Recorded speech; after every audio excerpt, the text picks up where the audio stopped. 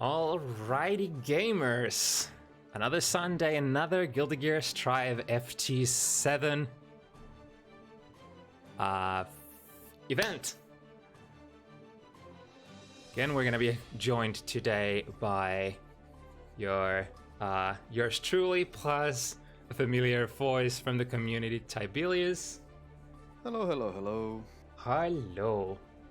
And another fully stacked card.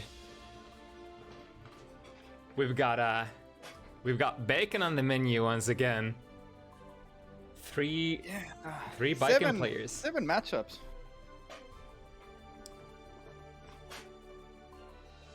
It was initially supposed to be sort of like a big Portugal invasion for tonight, but unfortunately, 2 out of the 4 signups had to sort of cancel because of stuff.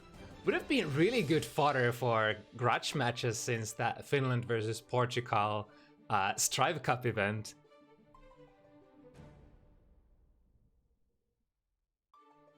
Although then again, we still have one Finland versus Portugal matchup tonight. That would be, let me see, that would be Lerkuss versus Bondorudo. There's also, I see, DioGGu versus Loekkson. Loekkson also, I don't think they have been on these events for Strive yet. Yeah, now this is definitely a name that a lot of us Exert heads will remember. Loekkson Slayer from back in the day, a Norwegian Slayer player, was an absolute core player in the Guilty Gear Exert community, hailed as one of the better Slayer players of the community. And I guess it kinda does make sense that they play Nago in this game, even though the character will, well, no character will ever come close to what Slayer is in Guilty Gear. Character is just extremely weird. And well, I guess the idea of big ass damage and movement abilities like teleport, dashes, and there's some similarities, of course, but yeah, Slayer is kind of unique for sure. Slayer sort of, a lot of people say that Slayer, when you learn to play Slayer, you kind of learn Slayer only, because he's such a different archetype. You just don't have anything quite like that in other fighting games. So you just specifically learn Slayer fundamentals. Obviously, that's a little exaggerated in a way, but either way, Loekksson's here.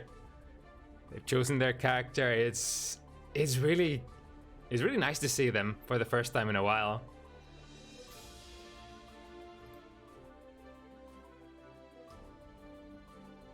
And we got some returning names. Tonydatguy, been around. KS, also been around. Yeah, invalidvalue, of course, holding the anchor spot there. Very, very, very familiar spot, and what a challenge they are facing today. In terms of heavy hitters, it doesn't really get much more hype than this very often on Bounty Hunters. Noktron is another top candidate to win like pretty much any weekly stacked tournament nowadays in the EU tournament scene.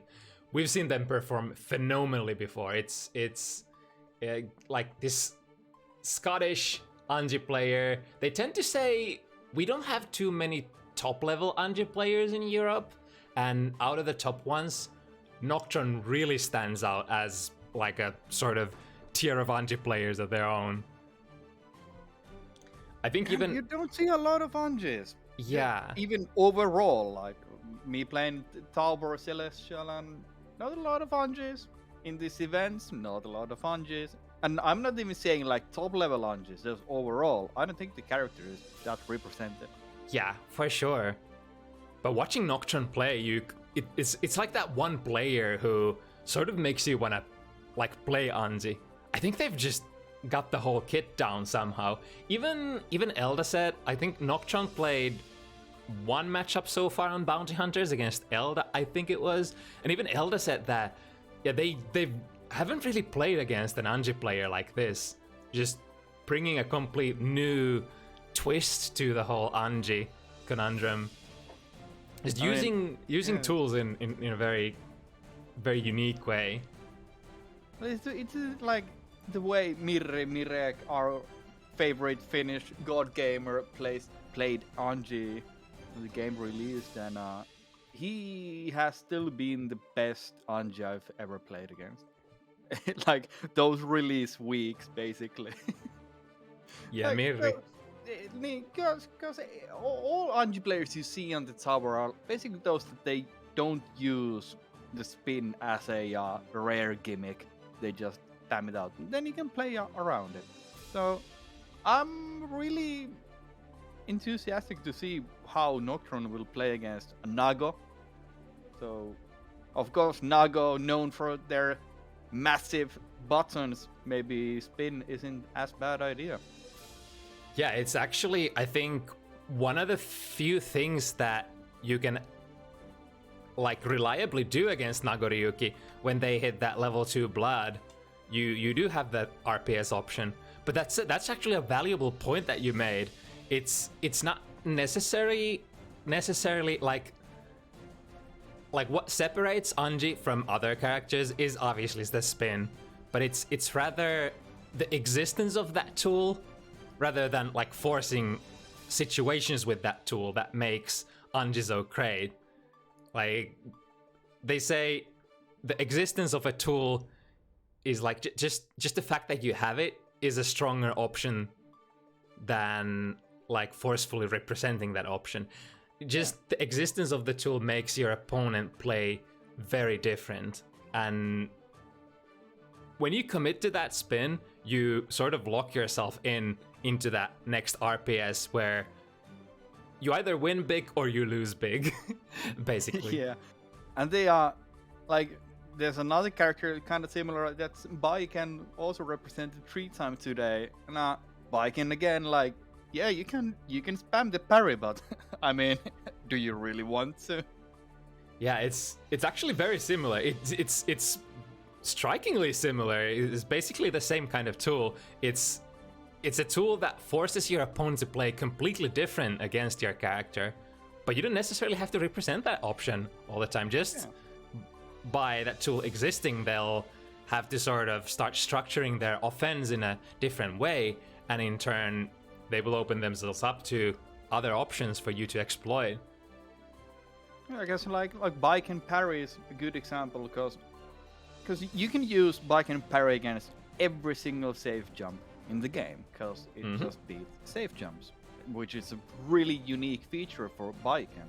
But if you always do it, of course the opponent isn't gonna do safe jumps like buttons anymore. Of course, at that point you should stop doing it completely, because you already earned their respect. But what about if you just show it once and then stop doing it completely? Will your opponent already at that point start respecting the option? Mm-hmm. Like these are like reasons why I love the FT7 format so much, because there's enough time to gain respect on different areas of gameplay.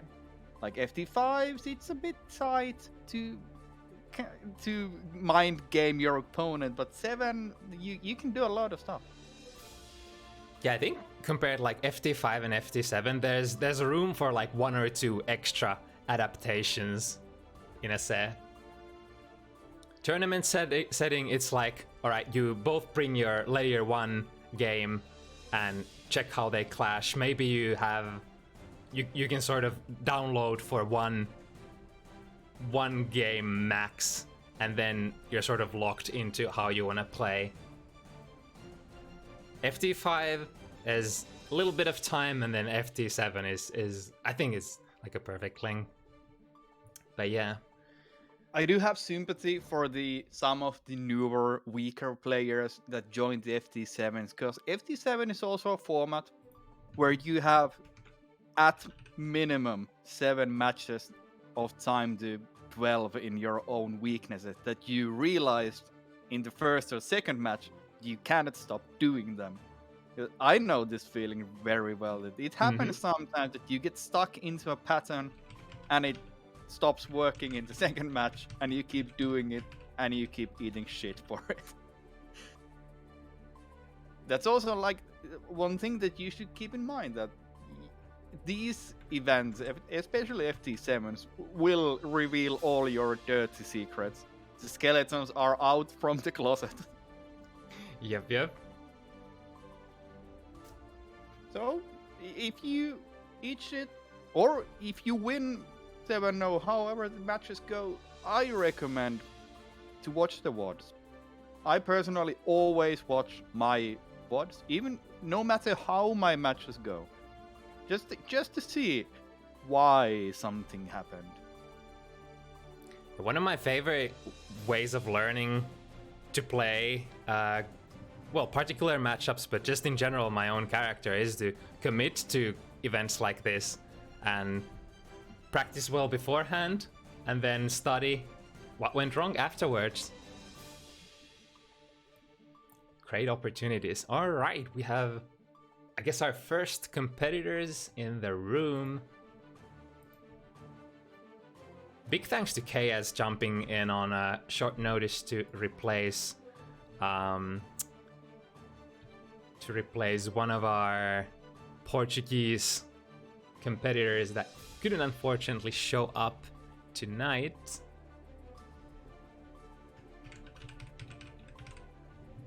It's also been kind of nice to see more UK players, because the connections seem to be pretty playable across the board for UK to join, for UK to join these events, which hasn't been possible in the XR days, barely at all.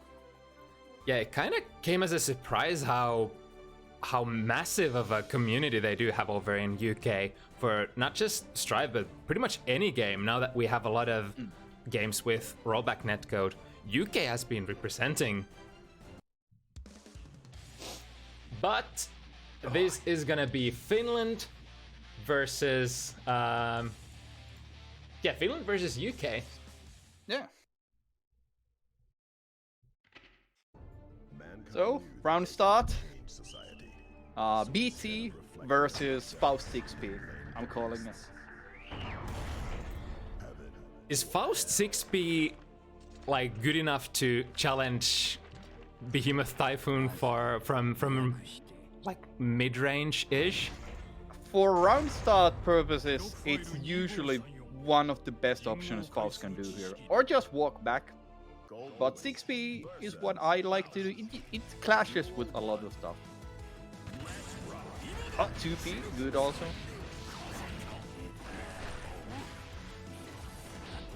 Ooh, alright. Aggressive jumps forward from KS and baits the burst. Overhead, not blocked. Too fast for Tony. Yeah, lots of good reads already. Spent that meter, and now chip damage. One Behemoth Typhoon could actually, be a chip kill. Nice. Get some real estate. Didn't activate the Chibi Faust yet, so definitely would have wanted to see a bag on the Chibi. Good 6P on the bomb, kind of retaliate the bomb attack. Oh! No burst. Ooh, Tony actually, got really close. Would have needed like 2 more touches, but man, there's only so many times that you can guess right in a row. Yeah, and sadly, there was a case of Faust combos, mix, just didn't connect. A bit too far. I'm guessing for Faust's like decent mid-range buttons, you should be able to like whiff punish Behemoth Typhoon fairly easily if you're ready for it. Yeah, you gotta be pretty much already running at Gold Lewis, but it can happen. You can punish them sometimes. And here we see Faust damage. The super actually deals pretty okay single hit damage, but of course guts and defense modifiers for Gold Lewis are pretty insane. Yeah, definitely relevant damage in terms of Faust. Ooh, okay. Now in the corner. And Tony is fucking dead. Or not. Saved. Ooh! Clutch throw with Important one. Oh no, Tony! Oh no! No burst. Yeah. Got it back like, so late into the round. I think what happened there was Tony didn't realize they didn't have 50 meter for the mix on block, and kind of just fucked up. Mankind knew that they What in tarnation? Duel 1. Oh wow, crouching under that 5k. Yeah, that's a classic one. You whiff the 5k and then you follow up with 2D or something. Because it takes the opponent a bit of time to realize that, oh shit, they whiffed the button. Yeah, getting punished there. Wants to keep the position. Okay, Loekkson. So gets the trumpet. This is a perfect situation for Tony now to bring up the pressure. Still pretty good. Ooh, that's actually... Crossed Oh, that there. hit crossed! That was such a good way for Tony to defuse that situation. Get over that Thunderbird and sort of get even a mix-up in. Yeah. Oh, nice. Gets the full combo. Okay. Grabs the trumpet. And there we go. Really solid movement from Tony, trying to keep up or stay in the perfect range for Faust. The kind of like mid-ish range. Ooh, nice 6p. You would imagine easily that Gold Lewis would win in the mid-range in this matchup, but what I find is Gold Lewis really wants to be really close up, like right in Faust's skin. Or really far away, that's also pretty good. Like in these corner situations. Just stay in this range, there's nothing Faust can do. Other than guess right and challenge, I suppose, because you know they're depending on which Behemoth Typhoon you choose to use, there are gaps that you can just mash through. Meteors? No teleport for the meteor. Didn't gamble the cross-up. Oh, GB Faust still not activated. There we go. Good anti-air. This actually looks pretty decent for Tony. Nice punish. Okay, yes, didn't capitalize on the slow ass spin without meter. That's really weak. You can always just poke it.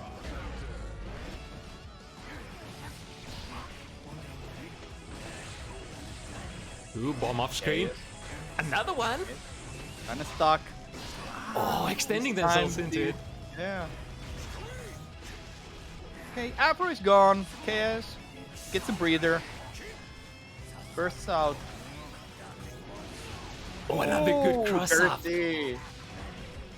Not blocking a wake up. Okay, this is really good for KS. Gets real in. Okay, burst is out. Tony trying to footsies a bit. Oh, lands on the other side. What the? I've never seen that before. That was so great. But now Tony, one more hit. Okay, bomb. Yeah. Maybe he forgot about the bomb there. Went a bit off screen. And another one. Yo, is so good at timing that. Is pretty much every single. I think they missed like one setup with the mix, but most of them have been just hitting from impossible angles. They're so ambiguous. Yeah, those ones where you get the jump 2K, the drill, like right on top of their heads. There's not a lot of like characters that can actually challenge the mix proper because it might cross, might not cross. But I think Gold Lewis can just mash 4p and you get 5p or 6p depending on the side. You should be fine, maybe. Yeah, Gold Lewis 6p is kind of interesting because the angle is perfect for things that are coming from above. I mean, you would usually think like, because Gold Lewis's 6p lacks the horizontal range, but it does have like the vertical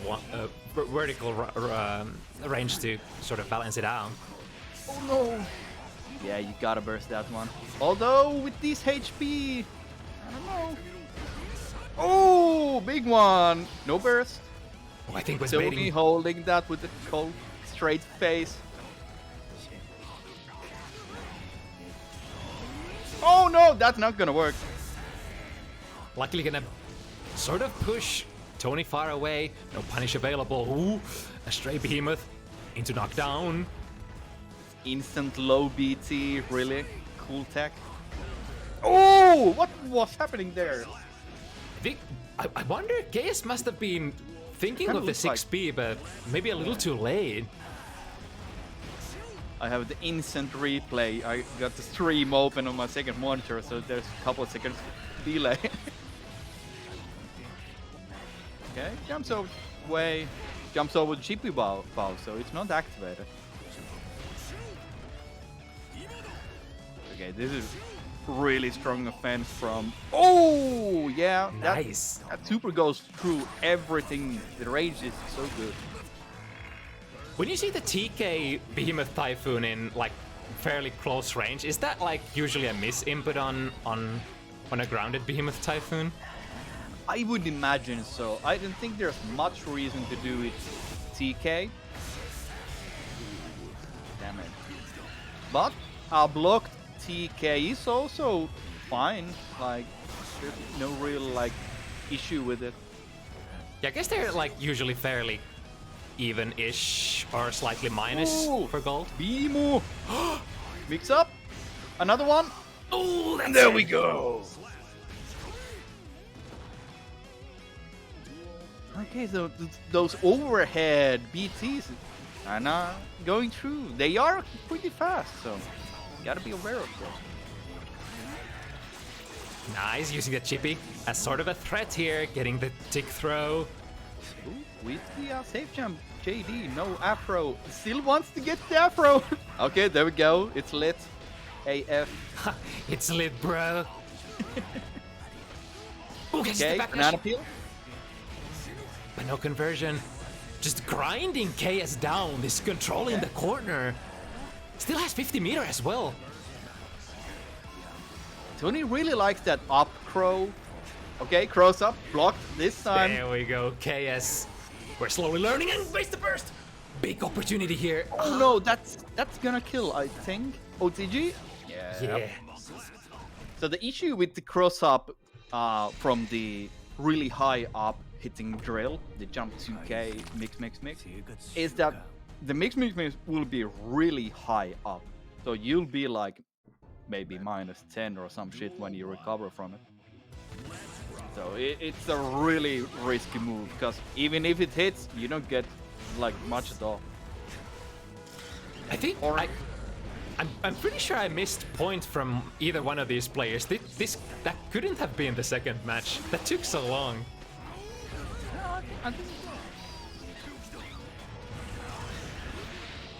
Chat can always correct us on this, but bomb, perfect timing on the hit. Oh no, afro. Yeah, you don't want to get the afro against Faust. But I guess it doesn't matter as long as you're pressuring. But in this situation, ooh, nice. The afro, ooh, big overhead hit, but drops the combo. And yeah, Slam. the weird thing with the afro is that when you have the afro against Faust, you kind of know what Faust is going to go for next. Like, it kind of reveals the game plan, because of course Faust wants to light the afro up. You can go for more like hard read anti-air, for example. Yeah, it's one of those things that like you sort of have to check what your opponent's layer 1 option is, and there's a lot of space for mind games for sure, Okay. depending on. So Tony is throwing some godlike items, only bombs, chippy Fausts. Oh, nice save. The PRC there, Big trumpet. floating over the bomb. Ooh! A bit too far for a proper combo, but this time. The burst is available. Is being. 100 meter. Ooh, nice escape, Tatsu. Oh! Bold moves, bold moves. Then just crumbles. Yeah, I can understand the decision making there. When you're at that last pixel, it's like you can't burst their hits anymore. So you're like, you feel like, I gotta use this I gotta use this burst somehow. Yeah. I mean, I guess it's like kind of a good gamble, but it's still punishable. So. Yeah, it's no, fairly KS gets a trumpet, but wake up throw. fairly dangerous in Strive as well, where gold bursts are now very easily punished by strikes. The bomb! Michael Bay, hello? Yeah, Gets the decent amount of FD damage. block pushed KS too far. Okay, Ooh. no blocking, overhead. KS not ready to 6p those rereres, those trusts. It's definitely something you want to do. I think Gold Lewis doesn't really get anything from the 6p, but it's still like it's free damage. And if nothing else, just, I guess, a knockdown. I don't know if it knocks down. Ooh, does it It's not? not a hard knockdown at least. But you surely you get to go closer. That's a reward. The risk. Ooh, hits it. Overheads are landing so Oh. often. Chip damage. Oh no! Oh wow, it actually Yeah. beat the reversal super there. Man. Yeah, this super from Faust doesn't hit too high up in the sky. Yeah, Who was that's attempting a true, whiff and punish. it kind of tends to lose against those like really godlike air buttons like Gold Lewis Jump D. Nice, patient. Okizeme uses the Ooh, Afro 5k. Oh! Nice. Hey, it works. I guess you'll happily take that, even if it sort of, even if you get hit by it yourself. Well, depends if you have that life lead. Yeah. And it resets to neutral basically, so it's kind of fun. Against Gold Lewis, who cannot instantly just close the gap. Why not? Okay. Challenges after the big overhead. Bit risky, it's like plus gazillion. So chip damage, I think, takes the best of Tony.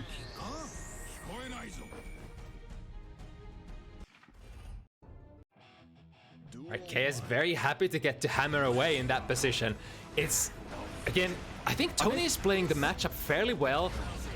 Just keeping, most of these rounds, keeping KS in pretty fairly well in check. But it's those opportunities KS is capitalizing on very effectively.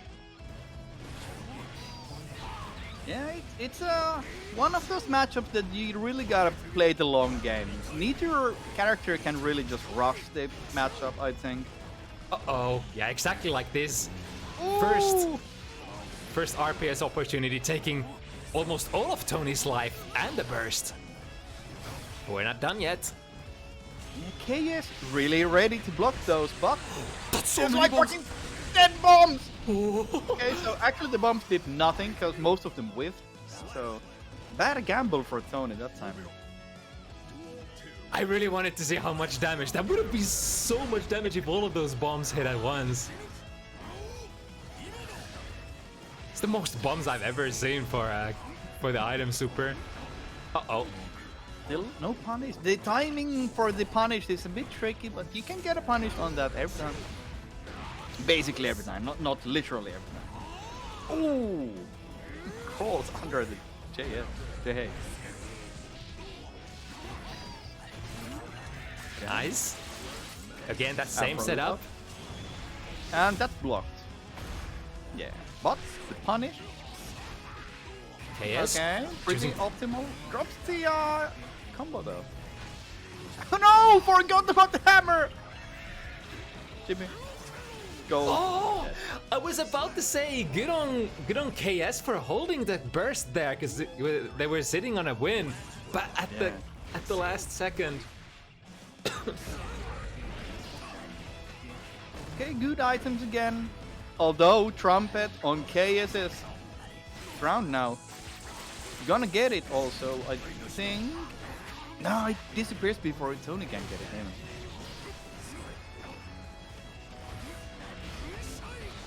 Oh no, the self banana peel. The or the banana peel item might be the worst change for this game. Oh, how so? Is it just like a... not It's a- basically the worst item you can throw in this game. Because it lands so close to you, it just fucks up all your like plans. Oh, wow! Wasn't able to utilize the plus frames there, Bottom Super.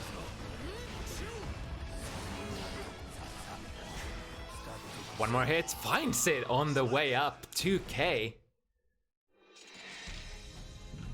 If something, at least the banana... Well, no item really sort of prevents you from throwing new items anymore in Strive, so there's that. Duel 1. Let's rock. Oh wow, Tony trying to get a full stick of butter right from the get-go.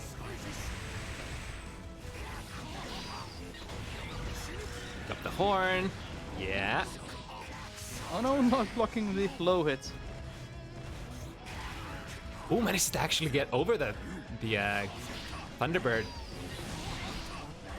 A little too ambitious there. Meteor's already on the way. And like this is perfect. This is like how Tony wants to play the matchup and has been mostly playing the matchup. Just control of the neutral. And look at that, a whiff punish once again on the Behemoth Typhoon. I think Tony Had to check fast. You cannot reflect Godlew's drone with Faust 5P because that's a mechanic in this game also. That's an interesting one. Scared to get the trumpet and well gets it, but kind of just forfeits like 20% of his health. Meteor is safe, Tony. Oh, that's gonna kill, maybe? Nice. Yeah, I didn't think that was even close. Duel 3. Let's rock. Okay, jump D. I think that was supposed to be just jump D, not an air throw. Close slash into nothing. That times. Again, 5k whiff. Classic. Yeah, keeping the airways clean. Jump slash, and now important interruption there. Oh no, the bomb will light his afro, and yeah, that's really bad for Tony this time. Try to use FD, push KS away as much as possible. Oh no, KS went for the throw too early and whiffed. Nice bomb hit. Gets it out of the way. I love that. Tony using the bomb back to sort of hold the momentum and avoid his own bomb explosions. Ooh, banana peel is there.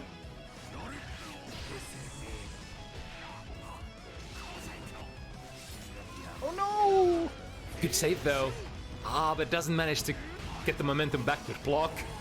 But Movement! again, if something KS has been so on point with those burst reads. I think KS is really aware of Tony's health level and their burst situation.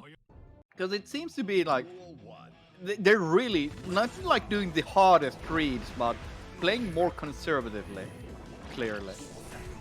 It's like sort of waiting for the general spots where most players would wanna burst. Yeah. Like getting the panic bursts out. Okay, to be fouled. Jailing. Okay, yes. Hammer. Oh, could have gone for a cruise mix up there. Oh, yes, XP. That's a good button. Fishing with 2H. Man, that mix reached so fast. Oh no, that's Amazing response. That's gonna break the wall as well, yeah. churning that butter on the reaction. Okay, no cross up for you this time. K is ready. This is Behemoth. Duel 2. Let's rock. Yeah. Ooh, I just think that might have been a miss input once again. bit too far for the Uh-oh. bomb. This time, oh, almost got the punish. Got the 2P in, but no follow-ups.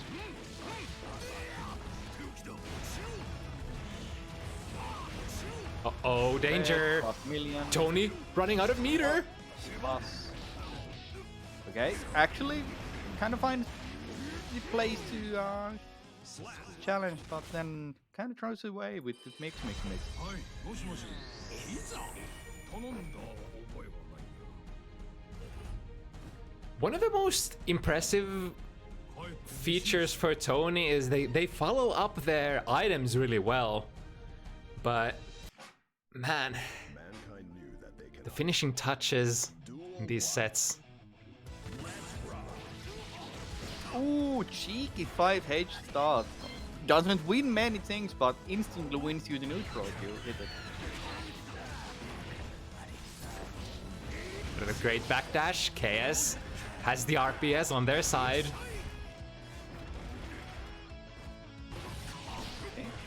Fishing again with 2H. Nothing special. Random BRC actually works out. A decent reward getting that burst out of KS. Ooh, that was so great. Again, the presence of mind using the... Was that a safe That's jump? a safe jump. Yeah. Yeah, very good. But Basically, Faust combos. Oh no! Double fail. Yeah, that's it. That's one thing. You gotta get the punishers on the mixes. It's unsafe. At most, you should never be like giving the Faust an opportunity after blocking them. Cool combos. Yeah. ooh. But self-cornering, unfortunately. This is disastrous.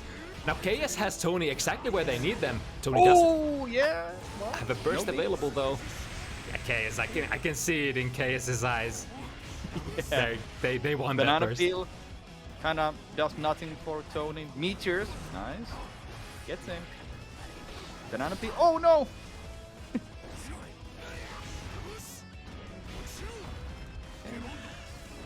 Plus a million. Uh-oh. Kind of choosing the wrong BTs there, not getting the full combo to kill Tony.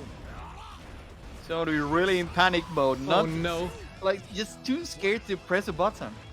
Yeah, I think that's one of the worst things that can happen, because like you eventually need to do something. You can't just sit there and let them reset the pressure over and over again. Yeah. But I get that when you run so low on health, you don't want to do a lot of stuff.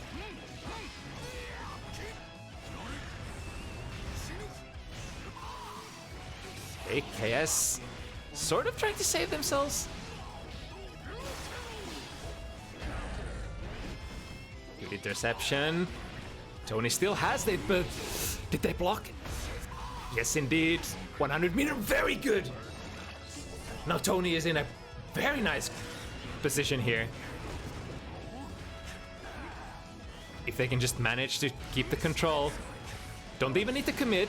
All right, they do though. That's a game. Yeah, on the chase.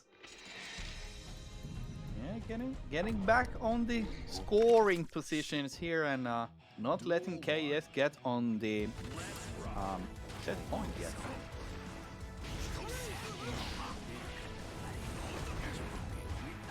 Still sort of a safe, don't want to say safe, but like still a doable position for Tony. Losing one more would be fairly awkward for the future, or for the last of the set, but if they manage to get a couple of good wins here, this is still extremely doable. Yeah. Oh, Gets yeah. the mix up this time. And just barely gets a mix hit. That could have been disastrous for Tony. Okay, wants the trumpet. It's on. All right, hold this. I think that's what. Yeah. It's funny little thing in this game. During super flashes, projectiles don't actually sort of keep going like they do in Exert. Thank God, honestly.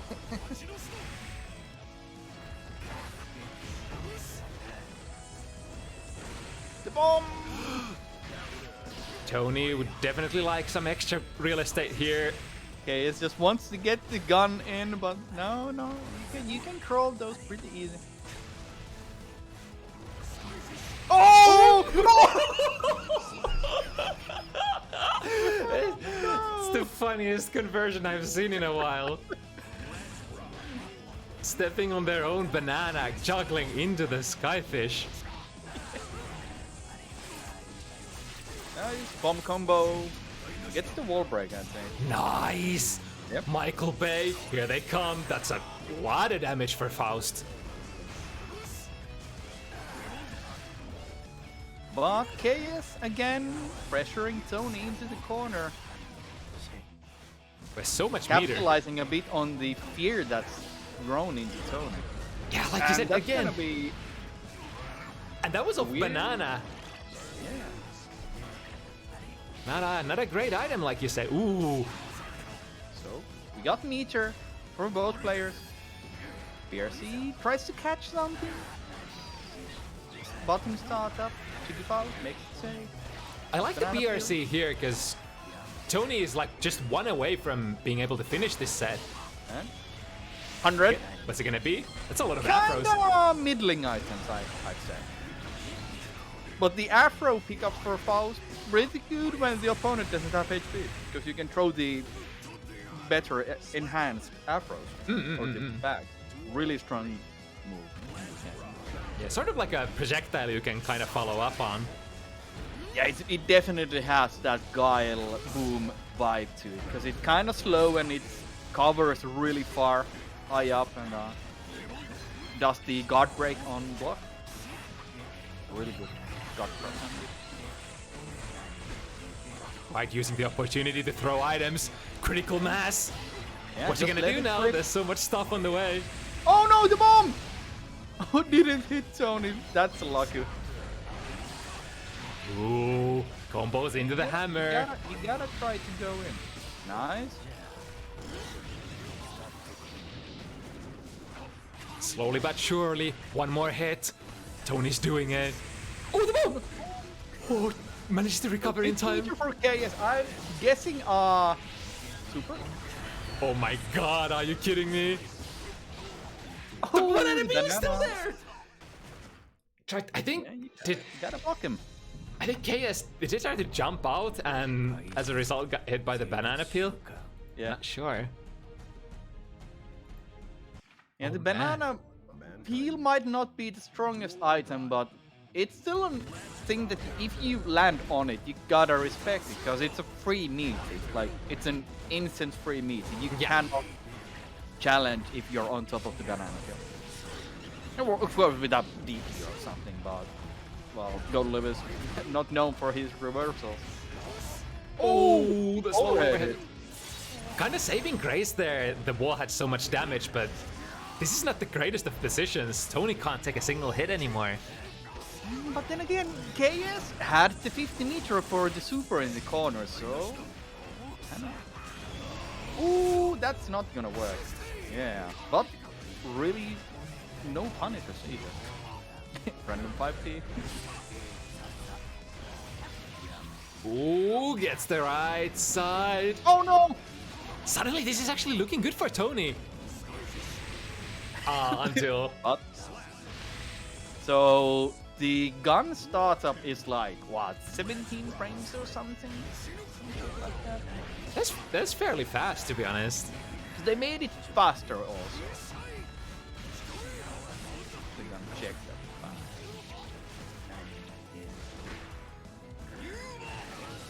that. Ooh, nice punish on the whiffed 6p. And Tony. It's 35 frames. Oh shit. Is that so? The control. The KS having troubles getting in on this. Ooh, did Tony press a button? Ooh, oh, big damage. It's like 40% out. And a bit too far. A bit too far. And guess- I think KS was blocking. That was kind of lucky that they got hit by the drone, because it sort of screwed up KS's potential punish there. 50-meter for Tony. Position slightly favoring KS. Oh! Oh, not the big overhead again. Now chip damage would have done it, but just the humble JK. Lol. はい大体かけ間違い Heading into the set point. These Tony- matches have been Tony so had tight. some good matches going there, but KS not letting up. Now Tony in a situation where they need to take 3 in a row.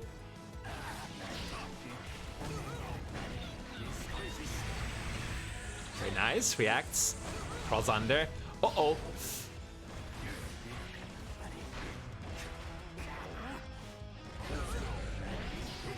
The too heavy. Very nice control normal. Hits really far. Ooh, critical mass coming. Items, there it is. Very decent amount of damage out of that meteor. And again, look at that tip range. It's like this Faust too heavy actually reach further than Behemoth type would? Yeah, I think so. It's a bit of a hitbox, hurtbox thing, I think. But Yeah. Nice, opting to take the anti-air instead of the air throw there.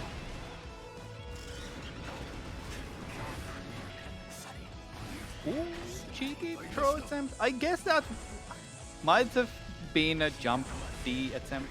Oh no, lit afro. Scary, scary. There it is. Shame that Tony didn't confirm that. Because Faust can always, literally I think always do mix from 2H counter hit. Like, it really doesn't matter how far the opponent is, because it's the DioGGu counter hit. You can connect it, and you get the full combo. Interesting, KS has been trying to challenge that too heavy with GGS's 2S, and the 2S has pretty decent amount of disjoint, but I think probably not enough to be able to consistently challenge too heavy from Faust, looks like. It's also one of those distance things that you never really expect Faust to reach that far, because 2H is really a long range Yeah. button. But like 2H doesn't really have any disjoints, so you could challenge it. But I think just jumping over, it's the best option. Nice save there from the meteors. Tony again in a great position. Nice hit confirm. Yeah, grown a bit too slow. Oh, he's doing it. He's slowly doing it. It's getting closer and closer. 6-5. I think it might be 6-6, because I might have missed a point at the start. But maybe 6-5? I think it's 6-5, yeah. It's really a chess match, like how Faust matchups usually are, because due to how little damage you do with this character, you have to sort of grind it out most matches. Oh, beautiful. Could have maybe gotten a bit more even, but really good. Oh no! KS Surely taking that was a misinput. Surely. I think KS is just taking a page from Tony's book. And kill. Oh no! That's a terrible whiff. I think tried to do the old option select there. 3 bombs. And they're gone. 2 more bombs. Dude, throw something else except bombs. What the hell? Dude! Tony been in the bomb shop lately? Nice, the cross up.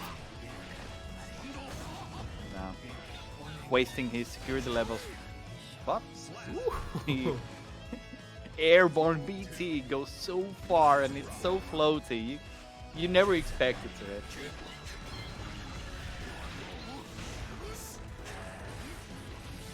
Oh no! Big damage. Gets the home run. That's a big one. That is a lot of damage. That's on Gold Lewis too. Yeah, it's a massive hit. And after home run, you can always decide if you want to go for Oki or items. You get 2 items after home run, or you can get Oki. Interesting. KS deciding to burst that one was pretty pro-rated, but didn't want to give the wall break to Tony. Oh, the cross-up jump heavy. KS Did does go? have the meter to play for the win this round. Ooh, this could be it. But, Good gold burst. oh, But he managed to improve the position. lows go in! Ooh. That's it. Ouch. はいもしもしいざ Tony. BT mixes really landing this set. I think a lot of overheads landed. Some lows, not too many lows honestly, but a lot of overheads. Gaining a lot of respect also in the corner with plus frames. Tony not always ready to challenge. A bit scared. Yeah, I think that's pretty accurate explanation. It's like the neutral, very much in Tony's control. But when KS managed to get that position, especially in the corner, Tony didn't really weren't super confident challenging against stuff, and so KS ended up taking most of the rounds that they were able to push Tony to the corner. But man, was it tight still. Yeah, I think that is a really matchup that's definitely decided in the neutral and just pushing your opponent into the corner, because neither of these players can escape their pressure in the corner that well. I guess GGST might have a bit of an advantage in that sense, because of course their damage is so insane. But Faust can do decent stuff against GGST, I think. Alright, next up, we got an interesting one. Funny has been sort of lined up against East Coast matchups for consecutive events here. And this is gonna be UK versus North Carolina East Coast. NC homies, I hope the connection is good. I think they've been pretty okay playable between UK and East Coast, so should be okay.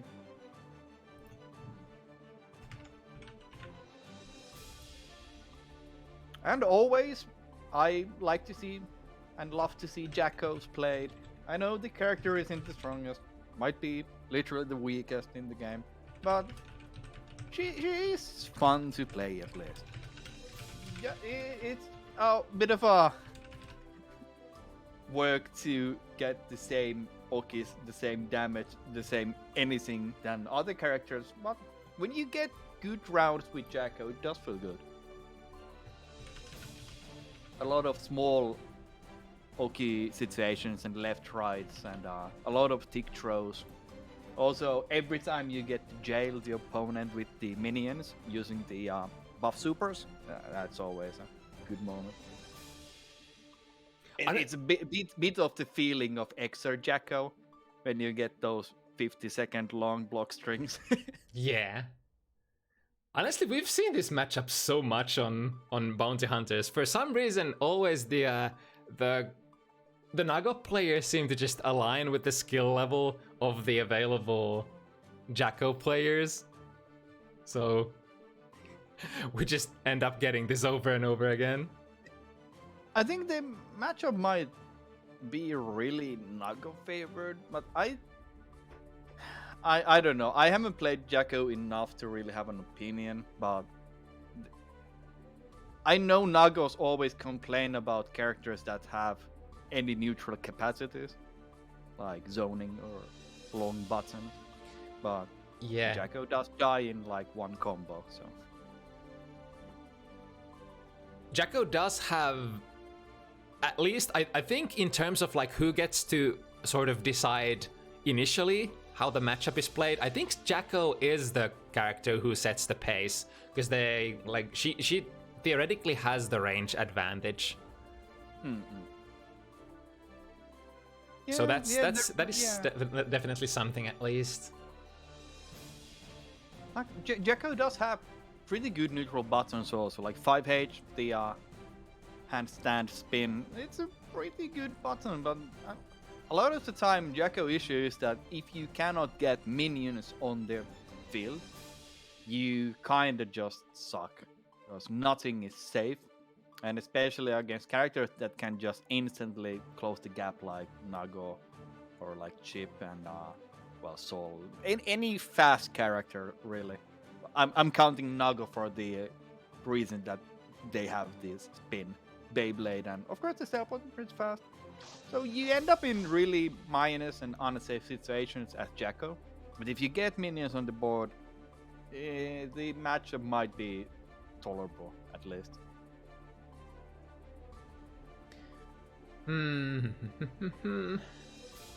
Let's see. We might have to do another matchup first because Kojak, no response so far. This has been a good. This has been sort of a constant theme with our East Coast participants. Yeah, well, I think it's like 6 a.m. or something there. Yeah, because it's like 12 hours difference or so. Oh no, I think it's more like 7, right? So it would be around noon at the moment. Noon? Wow. Yeah, they should be awake. 9 a.m. Pacific, yeah. Well, let's see. If we have Lerkuss and Bondorudo around, we could play that first. Should be awake at noon, Rikkami. Yeah. Only fake gamers are awake at that hour. Okay, Lerkuss in chat. Witness.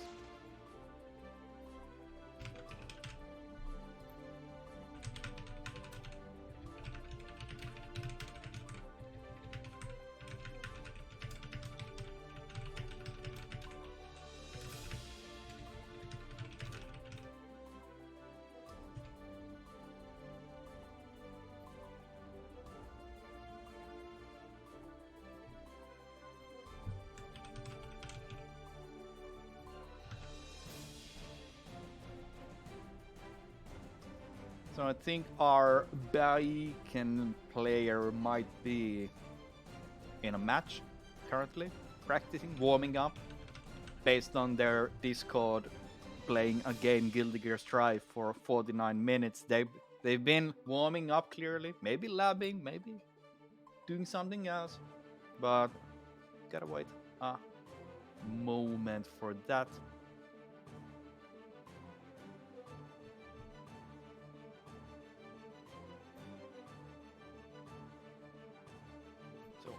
Baiken. When I played Baiken, I never had any issues with Inos. I think because Inos mainly seem to want to be on the ground a lot doing strokes, and I think strokes are generally reactable, so you can just kind of parry them for free. Yeah, that's true. It's one of those things that you can kind of react with a throw, and then as a Baiken, if you can react with a throw, why not take the big parry instead as a sort of bonus option? Yeah, same thing like against like the big hits like Bandit Bringer and stuff like that. You can parry those. It takes practice and it takes guts to try them, but you can. Like, if you believe in yourself, you can do it. Can't parry Megalomania, that's damn true. That's actually might be a really big point in this matchup because people wanna do the parrying and safe jumps as said. And Ino, of course, deals safe jumps like 3 times a second. So maybe matching parry is something you would like to do against Ino, and then you eat the Megalovania counter hit. Does it counter hit actually? Do you get the bonus damage? Is like what 10% from counter hits? I wonder. It still feels like goddamn like 50% or something. And you get the wall break. Alright, feel free to jump in and start whenever the players are ready. Oh, we have the gamers.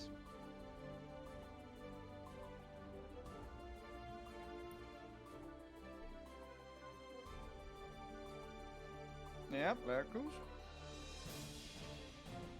Representing Portugal. One of our Portugal players. Testament simp, get out. Ban. Removed from the event.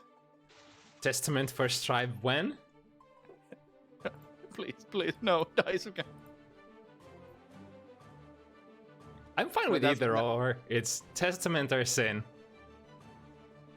I would love to see Sin, honestly. I think Sin would fit so well in Strive. Almost as is. Agreed. Alright, so Bondorudo, first time seeing them play. Finn gang representing, Biking gang representing. Yeah. I don't think we still have seen any like god level Biken. There was the Biken army for the first event, then no Bikens, and now this is the second event with Bikens, I think. So maybe Bondo showing something new tech or something. Who knows? Yeah, it's definitely been a character in the making still. But we're starting to see the players who want to stick with her. We've had NKellyy, we've had AgguBaggu, we've had a decent handful of players who have been grinding it up and trying to figure out how to play the character effectively. Yeah. Let's see. Conservative start for Bondo, just jumps back. Go is this footsies. Ooh, just runs under the note. A super active movement right off the bat from Bondo. Yeah. Oh, gets it. Oh, just whiffed the 5H. Okay, Tether, active. Oh yeah, That's plus million. Here we go. Nothing happens from dust. That. Oh no! How did that Johansson whip? Gun. Who is that? Oh, so close. That was such a good idea, but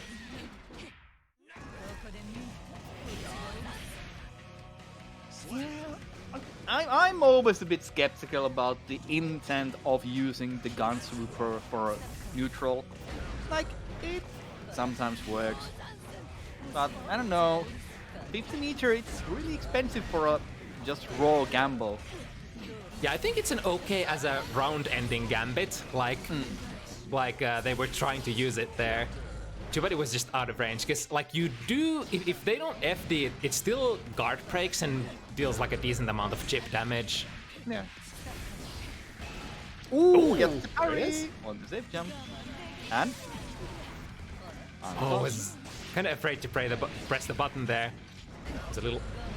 That looked like a fuzzy jump to me. And? Yikes. catching something.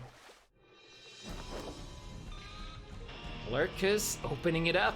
1-0.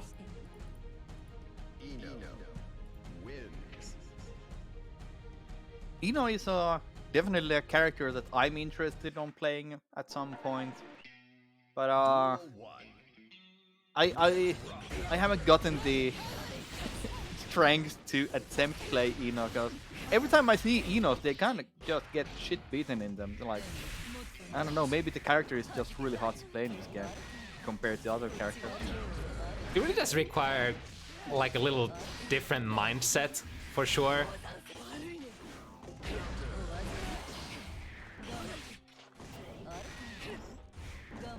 Tries to zone a bit too as far slash from Bondo. Not catching anything though.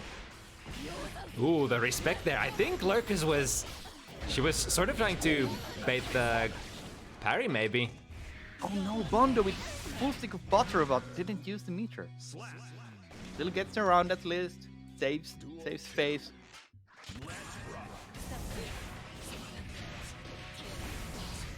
Okay, into the corner.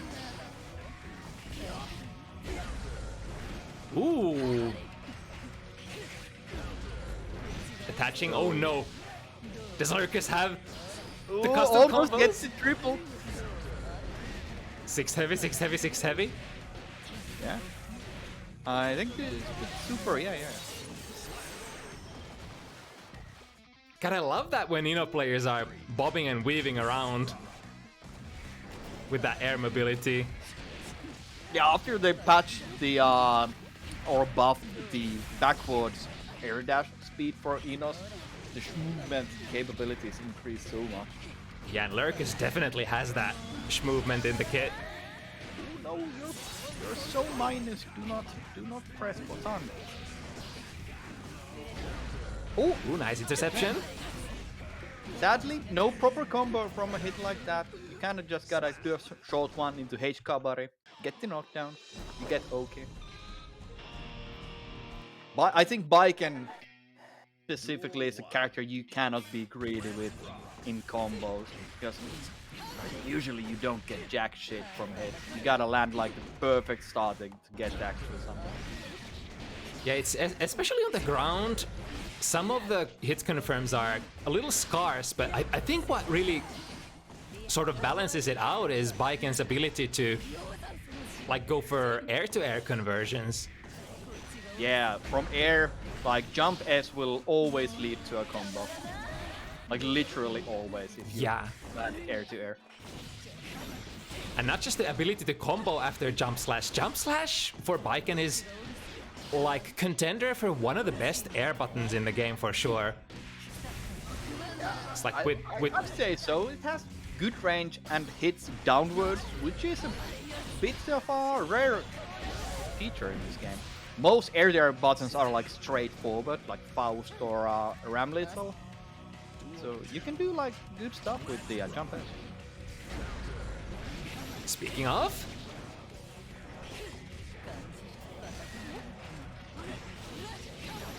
ooh, big catch.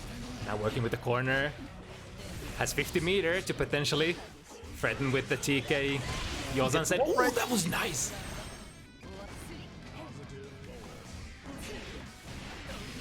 Nice. Jump air dash canceling the first jump S. Tries again. From behind. Ooh, just barely got the ender for that.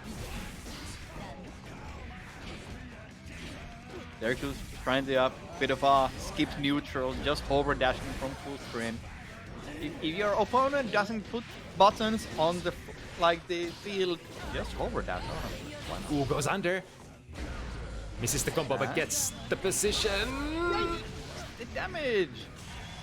Ooh, that's yeah. Yeah, I think after flash, that's like what, 1 frame startup, I think. So in that position, I think you can't block anymore. Yeah, you might be stuck in the hover animation because the air dash has started. So wait, how does it go? If super is +0, then unless you were blocking, you're gonna get hit. But if you were neutral +1, you should be able to block, but you can't change states from, like, for example, running to blocking. I think, well, air dashes, for example, do have startup, so if you are caught doing the air dash, you might just eat shit anyway. And the GGST super is the special case that if you were FD, you die. Ooh, head first into the air super.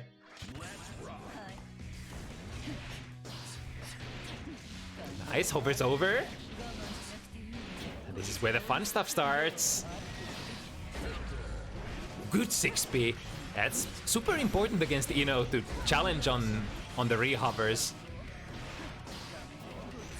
It's the old saying that you cannot block Ino. People say this, and they do kind of mean it, that being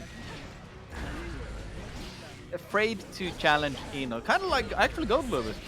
Just gotta do it. Yeah, it's like every single new float dash is at least 50% chance you're gonna get hit. You can't take many of those in a row. So gotta... Kabari, not punished. That close, you can always throw it. Ooh, nice parry. So far, Bondo has been doing the thing we were talking about, not using the parry all too much. Oh, I say that. There we go! Rikkomi called this.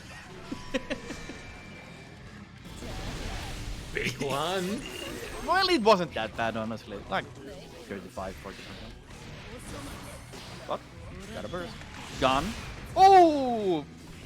Smack in the middle. Oh, and the cross up. So, I mean, this is really bad for Viking. I think Eno's the millimeter HP situation is way better for Eno because they have stroke that goes under everything. They have the almost full screen projectile nodes. How can you challenge at that point? Yeah, unless you have like 50 loaded and are kind of like can threaten with a random gun, I guess. Yeah. But then again, you can stay fairly defensive, like do like neutral jump slashes, back jump slashes as Viking, even the old school. Wanted to get the punish, but kind of fumbling the actual input. I think Viking close slash one of those close slashes that don't hit too high. So I wonder if Viking can even get a close slash punish on Megalomania. Sorry, you might be able. No wait, Megalomania is the command crab. Yeah. Yeah, the close slash for Viking does not go over her push box at all, so it will not hit the super.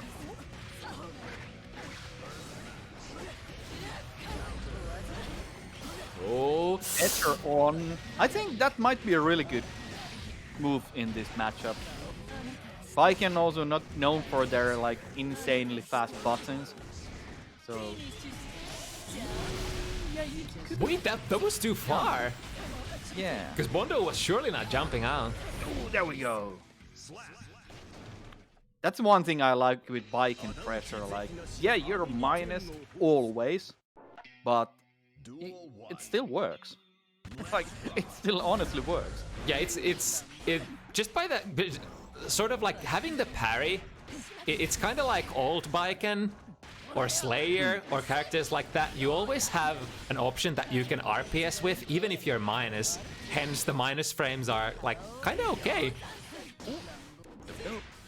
Pressure. 6-speed Kabari, yeah. Both with. A bit gung-ho with the parry at the moment, maybe, compared to the previous couple matches. Oh no! Who still hits behind the corner? But you get combo.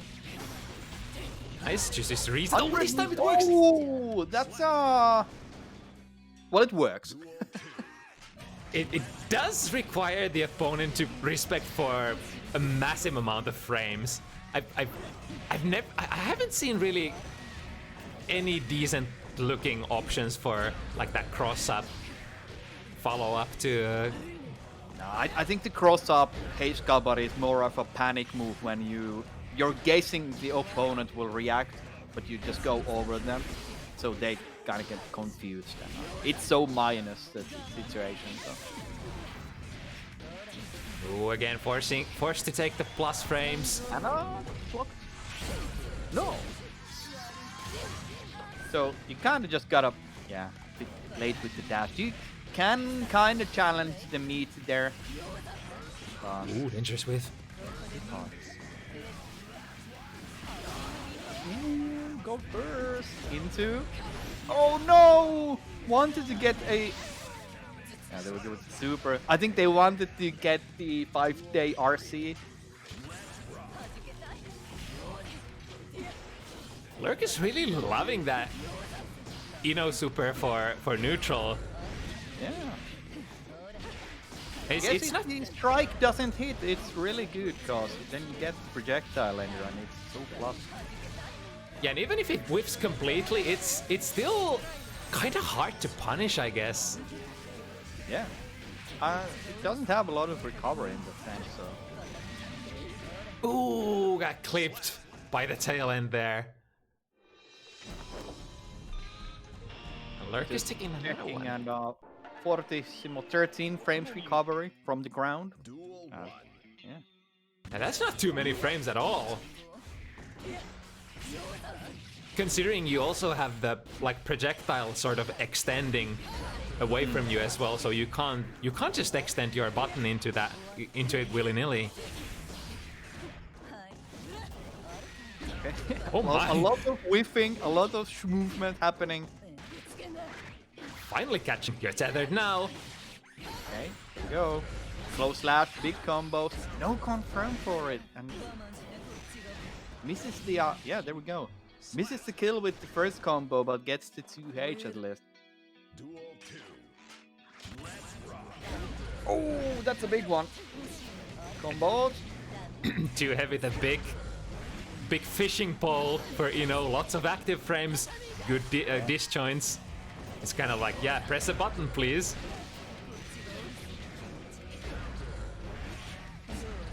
Waiting the burst.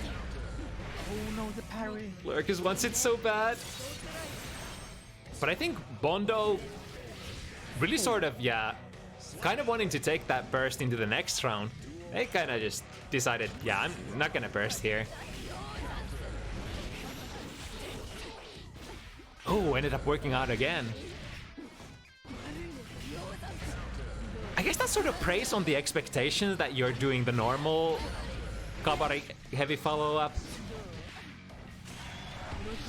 Yeah, I've noticed that usually just doing the HK bar with no follow-ups at all, it's a really good pressure tool. Like, it really plays on the RPS that, am I going to do something or am I going to just leave it there and maybe dash?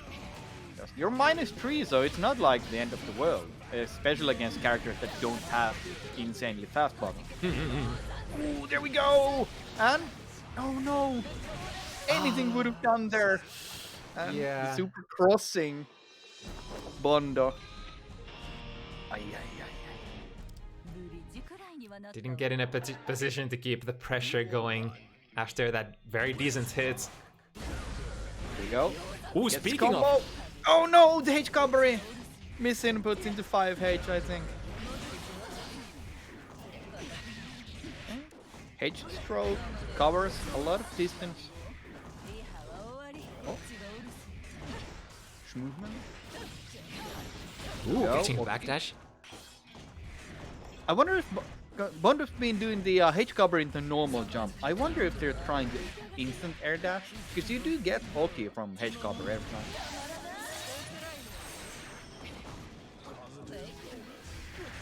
Oh no, jumps into the node. Almost crossing into the corner though. Ouch. Yeah, I just got into the super. Get to kill. But Lerkuss we've is... seen maybe like 20 Ina supers in this game already. Insane amount. I think that's good meter usage. If you don't have fancy combos and you don't need the meter for neutral, yeah, just throw a super. Why not? Like your plus. Yeah, it's like you really don't use any meter for, you know, combos usually. It's kind of like reserved for the supers or like wall breaks.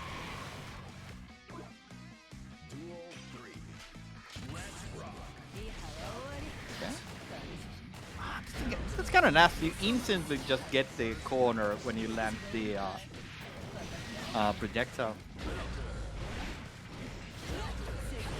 Ooh, reset. Crossing in the corner with the stroke. A bit unlucky. Ooh, good reaction with that 6B. Or was that even... That might have been a close slash, actually. Ooh, no wall break. So, had the opportunity to challenge, but gets thrown. Again, very good flow there. I'm not sure if that was a combo drop or a reset, but Lerkuss just flowed perfectly and didn't let Bondorudo breathe at all. Duel 1. Let's I guess the Lerkuss just didn't expect the super to not break the wall. That's always one of those things that, because if you're right on the range of it breaking or not breaking, you just kind of have to gamble and be ready for the drop.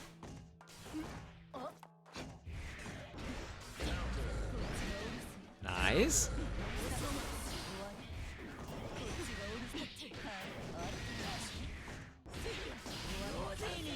Oh no! Oh no!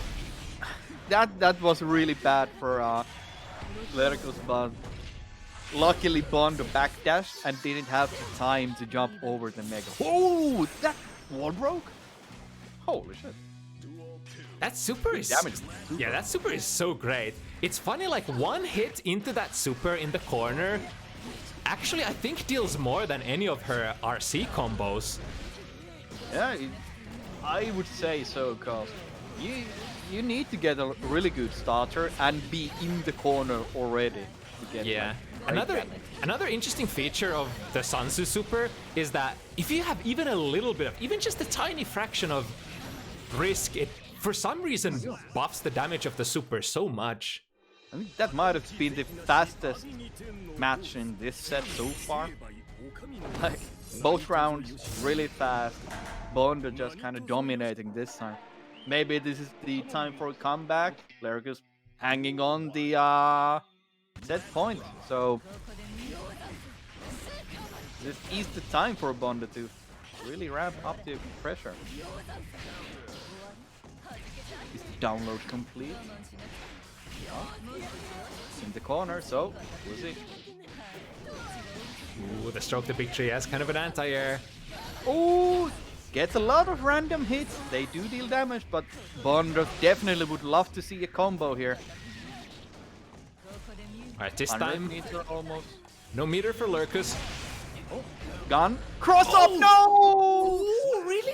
I thought Bondo would be so plus there. I wonder if they were just sort of startled by the situation. I'm pretty sure Bondo was plus, but just wasn't ready for the cross up. Right, I think I saw a 5p whip to the wrong side. That does make sense. Oh no, blocking low. Oh, random movement.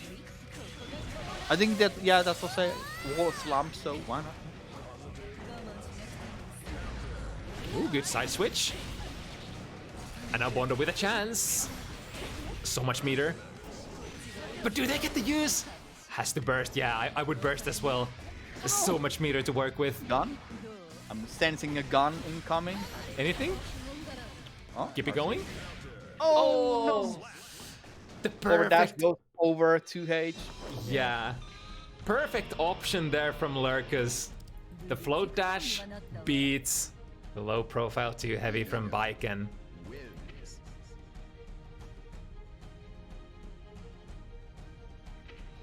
Lerkuss just flows so well. That's really beautiful to watch.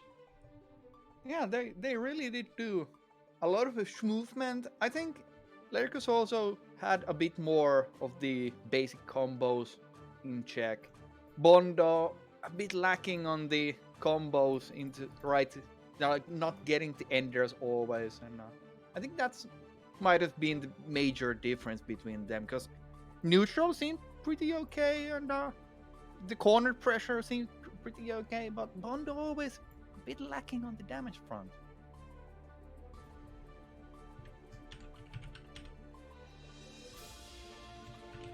And I always love to see Enos just goddamn spam the supers. It's aggravating to play against, because you just gotta hold them, especially if the strike doesn't hit and you can't react to the startup. But yeah. Hey, when you got the good supers, you better use them. Enos always been, well, not necessarily always, but especially the last two games, that character with some of the best supers in the game. At least the gap is something like 20 frames between the strike and the second hit in the super, so you can get a bunch of different punishes on it. Yeah, but, if you're ready. Yeah, jump buttons, pretty much any jump button works on it, so. And if you're grounded, well, obviously, like if you get caught in the air, then Yeah, you just gotta hold it. just gonna bounce off. And kind of the same stuff that if does it in the air, like there's jack shit you can do about it because it's so fast. All right, if you're here for bike and action, fear not, we got 2 more in store.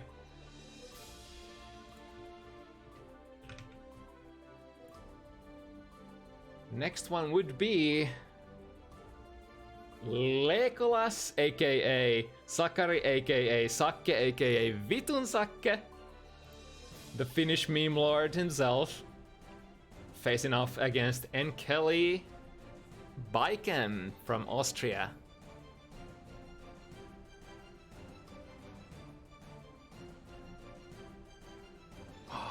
Giovanna. It's one of those characters that I think across the board everyone kinda underestimates. Kind of flies under the radar, just does her own thing. Giovanna shit, really fast, has good damage, nothing insane usually, but just overall a really good character with nothing really special to mention in that sense. But sometimes I swear to God, Giovanna is the most annoying character in the goddamn game. Like, the tick throw potential for the character is insane. Like, why Daisuke, why do you give characters that are already really fast dash cancels into buttons? That should be illegal.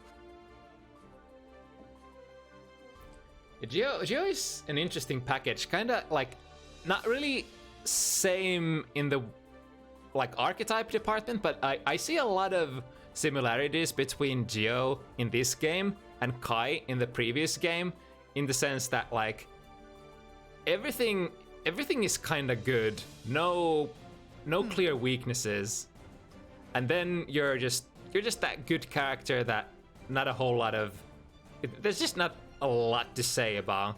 It's just a solid character. Yeah, it's just there's nothing honestly bad about Geo. I think that might be why, especially on release, I think a lot of like newer players tried Giovanna, but kind of just stopped playing Geo. Even though she is kind of easy to play in the sense that just do stuff and it kind of works. But she's nothing special. In a game like Guilty Gear, you kind of are drawn to special stuff like, Nagaryuki, the big character that's super fast but has the blood meter, so forth. Geo, she's just, Geo. I guess the only like bad things you can say about Geo is when you start comparing her to maybe some of the top tiers. Like that's honestly the only thing you can name as like downsides to playing her. Is like maybe there's a higher tier character in the game. But that's then pretty again, much it. I hear from our insiders that apparently Giovanna is regarded as a really top tier character in Japan. So fuck no. Sakke themselves saying Giovanna's specialty is no one is more boring than her. Pog. That's true. I think that's honest. Maybe Kai. I don't know. Kai also has some cool stuff in this game. I don't. Yeah, Geo really doesn't have much going for her. Like specials, everyone can react to, usually. But well, I do gotta say that Giovanna's DP is actually infuriating. The way that people play Giovanna is one of those things that makes me want to uninstall the game every goddamn time. The amount of dash DPs that Giovanna is so annoying. And it's such a good gamble a lot of the time, because people want to press buttons and dash DP. Holy shit, the rewards if it hits counter hit. Yeah, a lot of her buttons just have really great rewards. Speaking of great rewards on counter hit, that's one of them. Yeah. 2D. Alright, attach. Yeah, I don't think, like, against Giovanna, I don't know if I want to put the tether on at all. Gio. Oh, nice one. Also delays the throw a bit. Gets the punish. If the opponent Gio has labbed tether-specific combos, I think you're gonna die if you have tethered attached. I wonder if you can do like DP, DP, DP, DP or some shit like that. Most characters have some sort of like almost touch of death combos on Viken. I just labbed instantly the most meme combos that's possible. One day I'll do them. NKellyy showing some Viken stuff, which is just steady neutral for the while. It's all that's necessary, really. Like, if you can keep Geo out, you're gonna be good. Just don't eat random 2Ds from full screen. Super. Yep. With the damage bonus as well. Just make a deal. It's like 10% the full one. Oh no. Is that gonna break? Oh, doesn't even need to. Viken, not the strongest character on an HP standpoint. I think they have. Well, actually, they do have pretty okay. They have guts 4, but defense is 1.11. So surprisingly tough, I guess.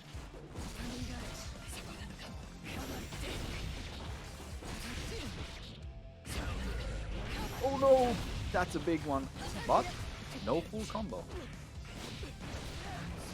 Alright, brave challenge there, gets out of the corner, Sake.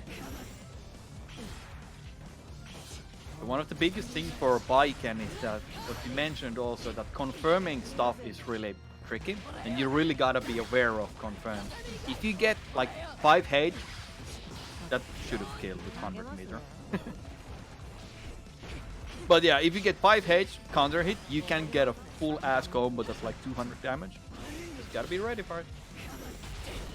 I really do like that you have sort of a easy hit confirm option out of like any hit when you have 50 meter to go into the super. I guess not at like super maximum range, but most ranges.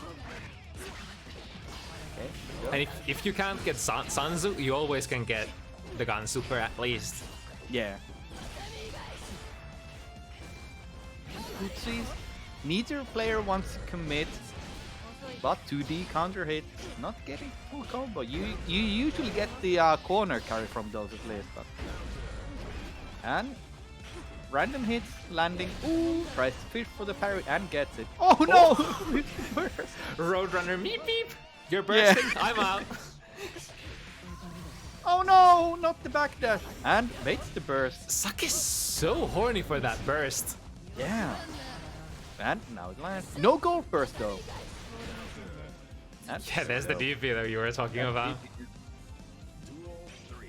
It's like an improved 6P. Sort of.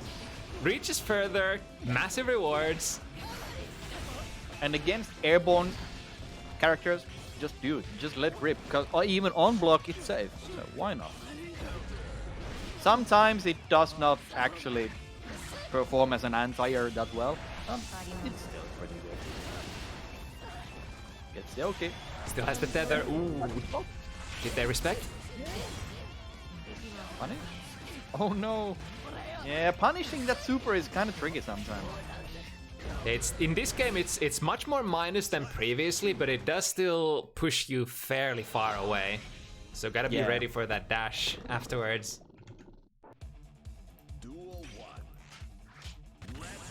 It is minus 32 on block. Yeah, so theoretically should be, for the most part, almost every character should probably get their optimal starters. Yeah, I wonder. I think Giovanna should get like dash any button pretty much, except like close left. Should be okay.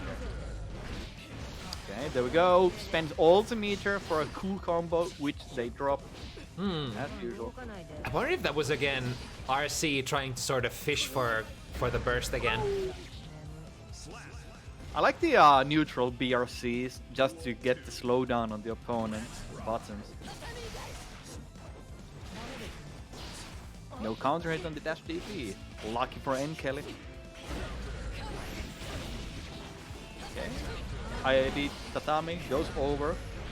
Bad luck. Ooh. Not in range to hit that 5k. Yeah. All gets thrown for their troubles. Ooh, there we go. Baits the burst. But not really in a favorable position at the moment. Oh, wow. Movement in the ground, This is- random, but Saki it works out. Got like 3 dashes during that RC. OTG into kill. It's kind of like, I have so much time here. I could teabag for like 30 frames if I wanted to. I like the OTG to get the opponent more into the corner. You kind of gamble on the Oki because you lose a powerful Oki into a soft knockdown, but it works out.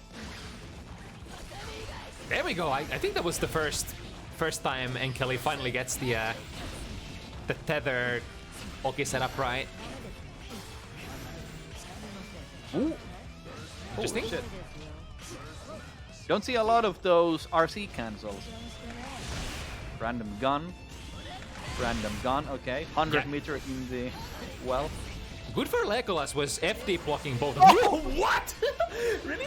With handshake. Brain synchronized. Ooh, amazing IB! No! Drops the combo from the 5k. NKellyy just force still- it and far slash. Oh my goodness. / anti-air against that flip kick. Yeah, it does have a pretty good hitbox and disjoint. Yeah, generally that flip kick, I guess, like tends to avoid strikes and go over, but that time it was coming from the face for the most part. That's close by. Should have done something about the Gabaru buff. There we go. Big hit into super question mark. Well, works out.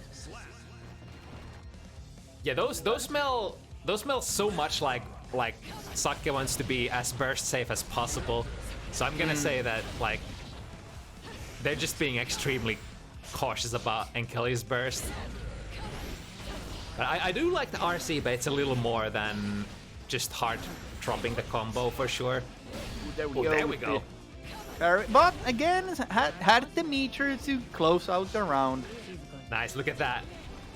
Sake already on the same page. After the minus frames, he knows that NKellyy laying that parry RPS, so second time just dash in, get the throw. And Giovanna also known for their infinite amount of Oki situations, looping the tick throws forever. Like, if you don't challenge it, it will never stop. Funny thing is, Sake tries to press a lot of buttons after the Kabari follow-up, but they're just out of range and keep whiffing. Now the punish? Ooh, small one.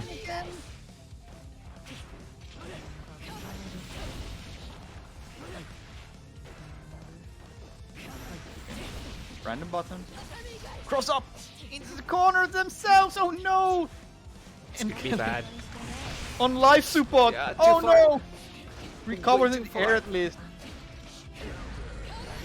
Ooh, except Sake still has a burst. Meter on board. Baited and punished. Good. Good. Oh no! That was an intense ending for that match. Almost went down the drain for NKellyy, but they managed to clutch it out. Oh, ran into that. Yeah, geo buttons really do be kind of stubby. without the dash momentum. Yeah. I mean, you kind of just gotta buffer dash into everything now. Ooh! Rare footage of that DP whiffing. Yeah, that would've... That's gonna hit. Yeah. Deliver the 3. So, meter on board. NKellyy really ready, baiting a burst, baiting a super. Yeah, this time again, very hard baiting. At this point, NKellyy must be like, alright, so we're hard baiting this much, I'll just never burst and I'll get so much value every round.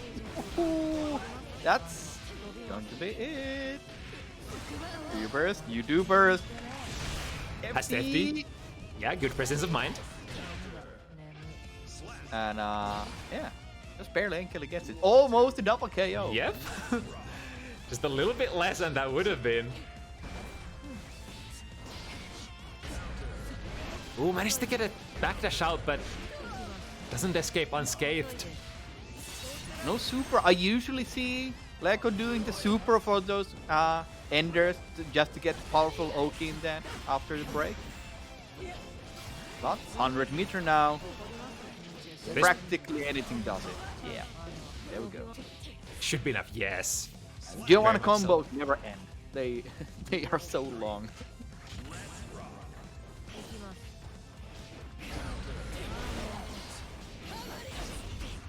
Oh, Really wow. bold dash jump, but gets cornered for their troubles. Okay. Alright. Finds an interrupting DP once again. I wonder if Giovanna can DP between the cabaret reliably, kind of like using 6E as you do. Yeah, But instead just doing DP. I think Saki has been doing that already, so it should work at least at some ranges. Oh, there we go! Double baiting the burst. Oh, but still. That's pretty beautiful. 仇討ち是非なし阿ビに天のホース I think for the first time, NKellyy in the lead. Yeah, Duel 1 it's been really even for both of these players. Like, I don't know, like they're playing a lot of mind games, a lot of like baiting stuff. I would love to see either of them just go apeshit now. There it is once again, 2 in a row. Minus after the heavy follow-up parry. If they strike, they're gonna catch. But of course, this game has infinite amounts of cancel time on buttons. Parry only 6 frames active. It's really risky to block between block strength or parry between block strength. Yep, and I think counter hit recovery as well, so if Sake sort of catches onto that, can get some really good punishes. Yeah, I think Sake should NKellyy just... doing the apeshit thing now, like just going ham. Yeah, I guess that's kind of like Baiken's version of Gorilla. Just forcing that RPS situation over and over, ramming in with the self-guard break, and then parry or respect. Yeah, you're gonna be minus anyway, so just live with the fact. That's how I see it. It's kind of like Faust gameplay, like you're gonna be minus, so make the best of it. And it's like if your opponent chooses to not play, to not participate in that RPS, I think that's very disadvantageous for them. You just Yeah, that's the point when you just go and throw them. Like, yeah, 7 times in a row. or just Oh no! delay I your don't want button to loop. pass over that, and it no combo. Could have gotten a combo, I think. Big damage. Ooh, chip.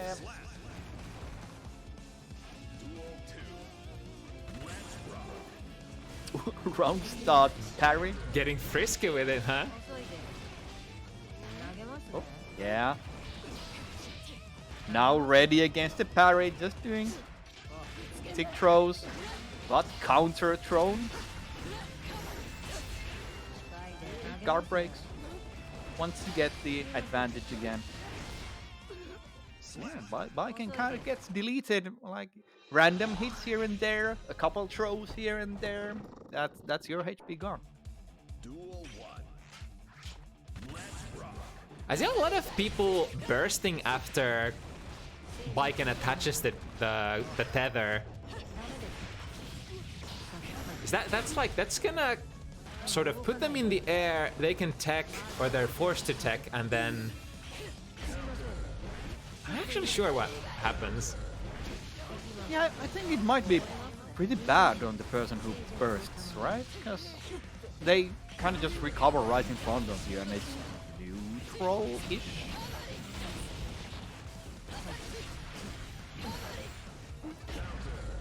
I'm seeing a distinctive lack of... Meteor just barely didn't get the 50. Yeah, Saka again. FD blocking, not taking any chip damage out of that Genji. Good. Interesting also there was the spacing that the DP whiffed, but because H-cover is so minus, Baiken cannot do anything about it. So maybe with the correct spacing you can always mash the DP out as Giovanna. Oh my god, footsies. Saka turning it up. Oh no, that's a big one. Maybe baiting the burst again. Air throw, yep. Minus pressure. Once the RC on -3.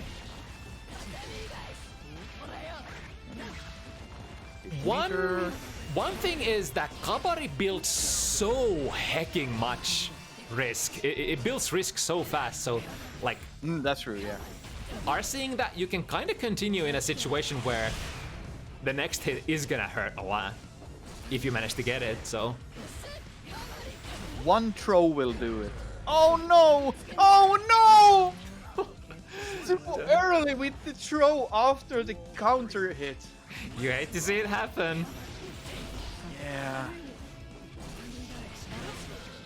Dash DP just goes through. Footsies manne. This So time, wall break. no burst for Leekolas to have to worry about, so full damage delivered. And gets a positive bonus, so Meteor is on the table. Oh yeah! Parry does work against that, but timing is so tricky. There we go. Finally the plan coming together for Leekolas. Getting the big combo, then on the next opportunity, baiting the burst as well. 4 each. I think the mind games have stopped now. I think we're going back in a circle now, the first rounds, and trying to check the neutral a bit more.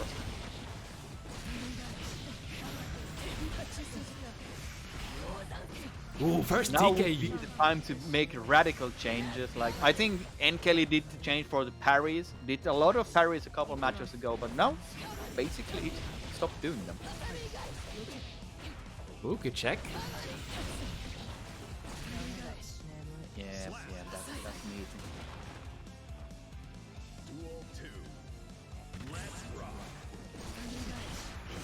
One thing about like Baiken's mid-screen BNB combos, they still do a very decent amount of damage whenever you do manage to get a confirm into them. You get like at least like 120, 130 if you get the full combo into a H-cover ender. Pretty good.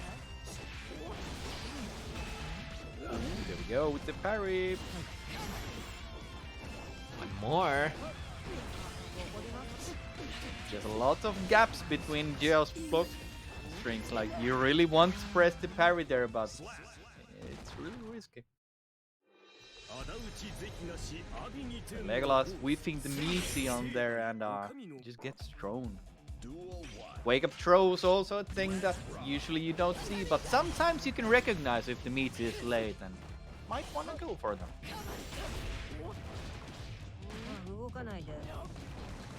Alright, let's get this party started. Time! Strike throw. Just not blocking. No counter hit, no punishes, just didn't block on Wake Up for some reason. Might have been a miss on reversal parry.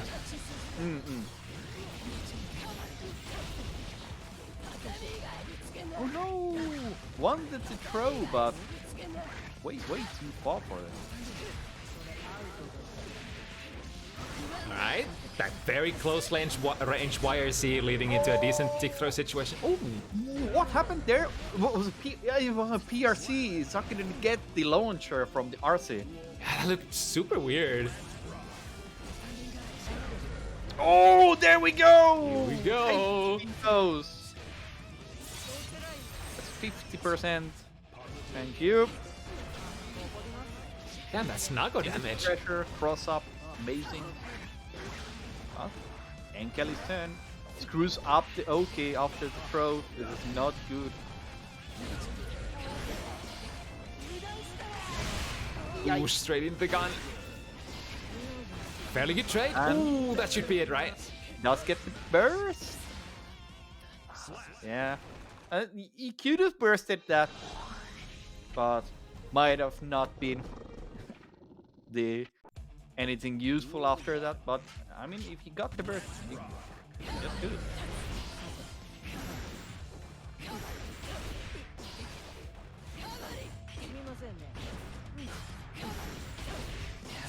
Can't do the cover that's close by, it just gets always punished. And Ooh. big one. Yeah, that's gonna be a lot of damage and positive bonus for Leekolas, and then again, NKellyy does have a lot of meter.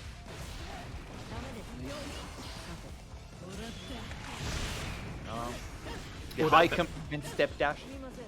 You can cancel into block so fast out of that step dash, basically immediately. Yeah. That's... Yo, I was actually gonna shit myself if that went over. Like, honestly, I wouldn't have been surprised, even like if that hit or not. Both situations were like, alright, this is just Guilty Gear stuff.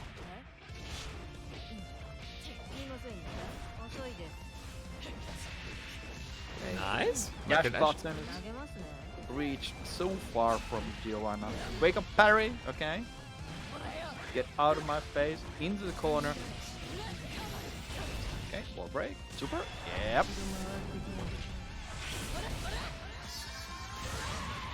So, will we see a jump super from Leekolas?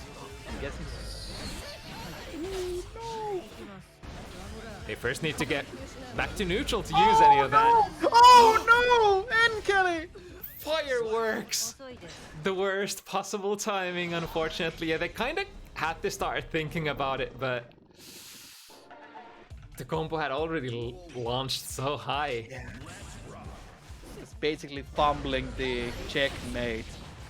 So many resources and having the large life lead.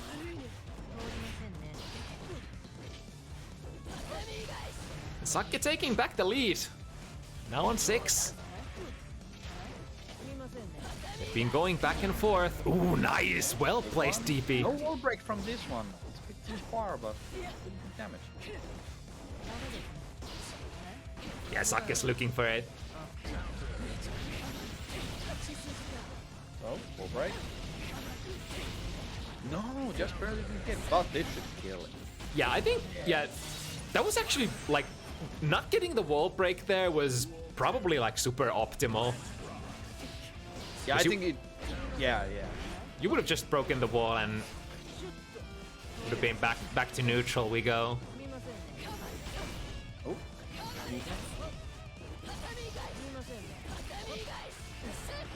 Tries to hit through the tatami, not working out. 6p lands, counter hit, nothing gained. Dash PP, whipping, surprisingly. Ooh, TK Yosan. Haven't seen a lot of Johansen so far. Oh yeah! Caught below. I think both players wanted to throw in the air, neither did. Again, PRC. Oh, that's a amazing. That's actually option. smart. Yeah. That was pretty much guaranteed 100 meter. This is a bit whack PRC from Leekolas after the blocked super, considering it plus. But try to go for the schmixes afterwards. And we're going into the last one. 6-6. No way out. one player will exit the ring victorious here after this one. Oh, drop the counter hit conversion. Just rolling over now into the tick throw gameplay. Just run, just drive. That's anime as shit. Yeah. Oh no! Drops the dust. But this should be it. Yeah. That was the most amount of spaghetti I've seen in a while. even though Saki managed to grasp that round in the end. So Leekolas on set point. NKellyy cannot afford to make mistakes, but has a really good start. Started to look like perfect. Yo! Yo. Final Luigi. Let's go. And the parry does so much damage as well. Yeah. What is 130 raw? It's basically like, oh, nice Blocks punish here. Johansen. Kind of weak punish, but gets the 5P at least. Shows that they know. Ooh, nice cross. Just calmly walks. Let's NKellyy cross themselves. NKellyy's gonna build the burst back here, but this is basically... Yeah, checkmate! Oh, dash buttons. There we go. And Saki finds it. What better way to finish it than like house screen, step dash, into button, foot sees, wham bam, thank you man, that was so close.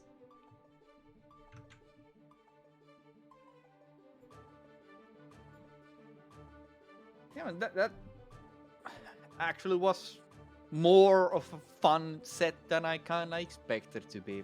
Usually I expect Giovanna sets to be the grinding of tick throws and just overwhelming pressure, but kinda NKellyy showed that neutral can be won against Giovanna also. Just gotta do enough stuff, and I think the Kabari might be a secret tulip against Giovanna. It's not something that Giovanna can really contest that well. Of course, air dashing over it always works. Is that the playstyle that NKellyy had on Baiken? That just reminds me so much of Exert Baiken.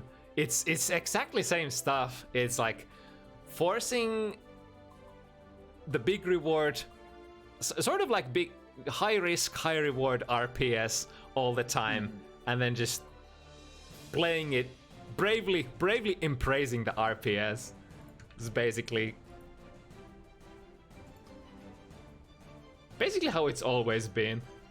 Good old Baiken. They changed her, yet she remains the same in spirit. Yeah, she still has the same kind of flavor in her gameplay. Tools have really all changed.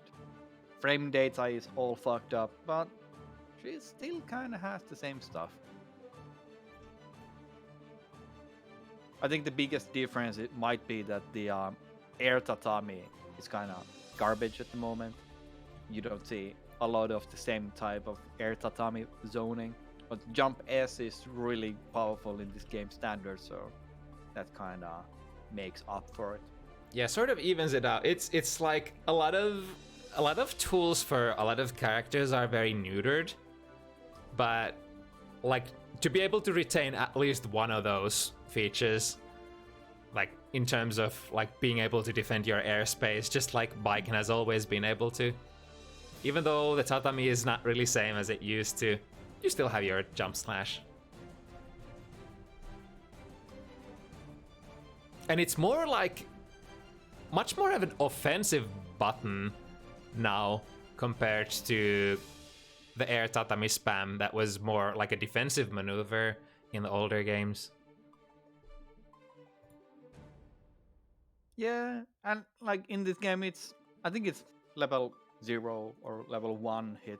Like even on counter hit, you don't usually get anything from it. It might not even be plus properly if you did a high jump. But it still does zone, and it's still a really large hitbox on the screen.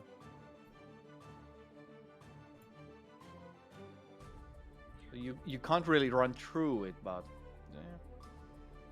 She has really good tools still.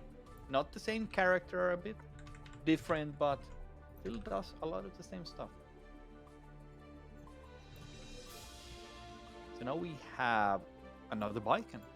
One more Viking for the road. And Gaz, known for their event. Yeah, they've been around for several times, I guess. Still playing solo. Mankind knew that they cannot change society. Yeah, Gas sort of ventured for a couple of weeks or for like around a month to Happy Chaos, but now back on the old main Soul. Yeah, they are. I think it's a problem that I've seen some players have, that they play a really top tier character and then they change to another character and they just feel like it's shit. Yeah, in the end, it ends up being like what feels good. No matter how good the character is, if you don't vibe with it, then don't bother with it. If it's not meant to be, other than if it's just like an experiment in terms of like, am I gonna like this character or learning, just learning about the character in general. It's always fun to try new characters, even though you're not gonna main them later on or even sub them. Just trying out. Know the tools they have. Learn a bit of the counter strategy. Aggu has been playing Viken though, rocking that blue aura. Yeah. On the grind. Gas baits the burst. No burst, but gets the kill. Baits like that are fairly okay as a last gambit, because you're still flowing into. Ooh. There we go. She gets the burst. Wanted it last round, but yeah, there we go. Now Aggu's time to show. What do we got? On pressure. Ooh, but Gas is so high. Yeah, I gotta say that I do not respect the guns like that. It just seems like a waste. Especially because it does seem to whiff a lot of the time. Especially from the air, I think. Okay. On ground, it's usually blocked. But those cases, like, man, if you just use the RC, for example, get the slowdown. I knew that they cannot change society. Duel 1. It's like Viken, the meter is still super precious for Viken, because basically your high-lows rely on you having the 50 meter, and a lot of your extensions rely on having the super. I think Gas wanted the super burst there, but because of the cross-up, they just kind of fucked up the block. But here we go. No wall break. Ooh, set up with an OTG. Ooh, what's happening? What was the cross-up? That was really weird momentum there. Oh no, that should have been a kill combo, but yeah, at least gets his jump pass.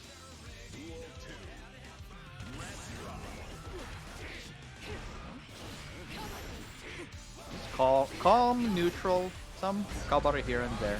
Ooh, nice knife. Combo. Instant air dash past the 6S. That's not a confirmed gun. A shame there. Also the air gun, not plus like the ground gun. That's true, that's true. You gotta do it like really close to the ground so it's plus. Ooh, with the bandit bringer, but gets the pressure going. Good. Aggu's vigilant. Knows that RPS after the first or like single revolver hit. You're punishable. Come here. Yeah. Isn't it like -7 or some shit like that? I think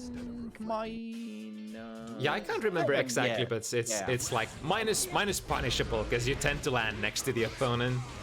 It's -7 and -11 are the frames. So -11 on the second hit. Oh, 2p. Tries to check. Yeah, pretty decent. Burst. 2S on counter. Ooh. That would have been massive. Ooh, yeah. It is, I think, plus that close by still. But yeah. Ooh, the parry goes.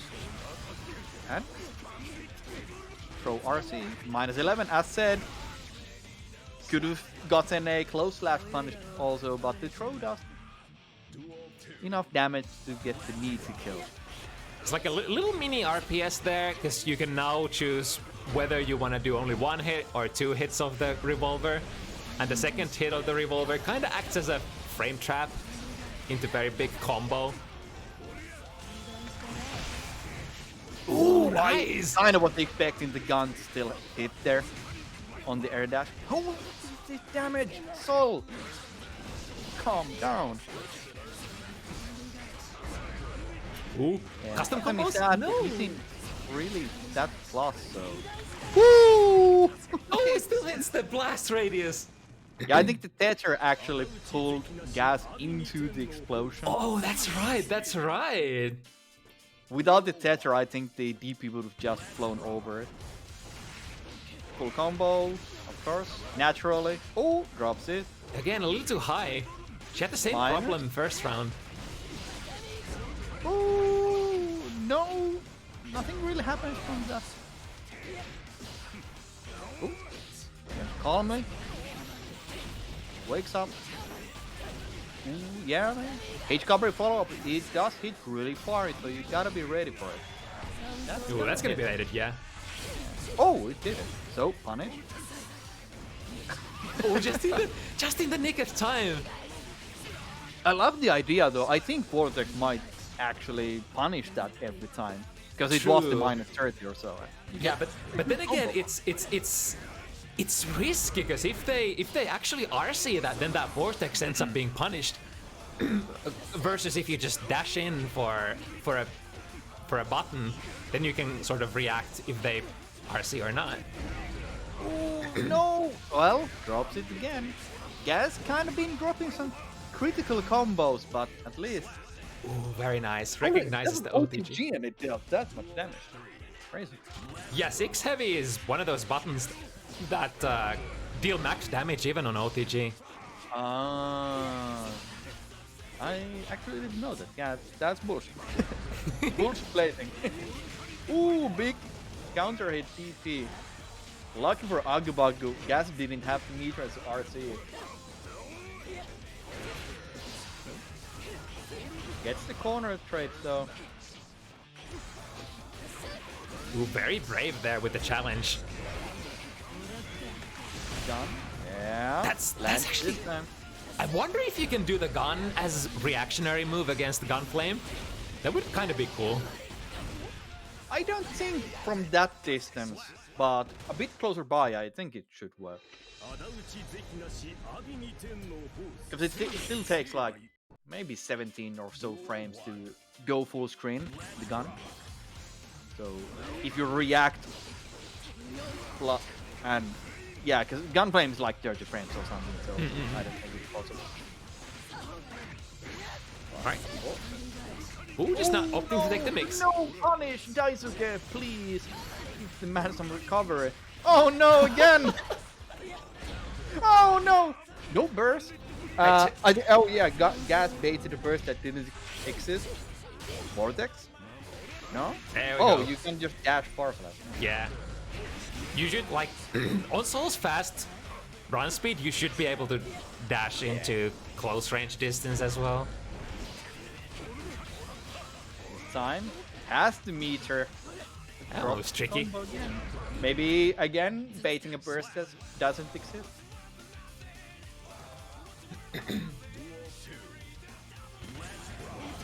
Ooh, that's a powerful round start. I think that's the first parry landing. Reminding Gas, this option exists. Not a lot of parries shown yet. Like we were They will land theorizing. when they try to use it, yeah. We were theorizing earlier, it's not necessarily the use of the tool, it's the existence of the tool that is the most powerful thing. The risk generation on those block strings so high. Yeah, Like, those- just a couple of those cabaret enders. You're -3, but the risk is cranking up. Yeah, I didn't realize that earlier, but like recently after watching Viking gameplay, Viking is probably one of the highest risk generators in the game. Yeah, Viking mostly doing like really big moves and always ending stuff into kabare. Yeah, it does crank up pretty fast. It's like a couple of normals into heavy kabare is usually like 1/3 risk bar. It's actually, now that I'm looking, like Soul doesn't really generate that much risk with those like smaller buttons. I mean, so But then again, this damage is kind of disgusting. I don't think Soul needs the risk. I think for Soul the risk still cranks up fairly fast because you need only like one pressure reset and Soul can build pretty decent amount of risk as well. That's gonna be really bad.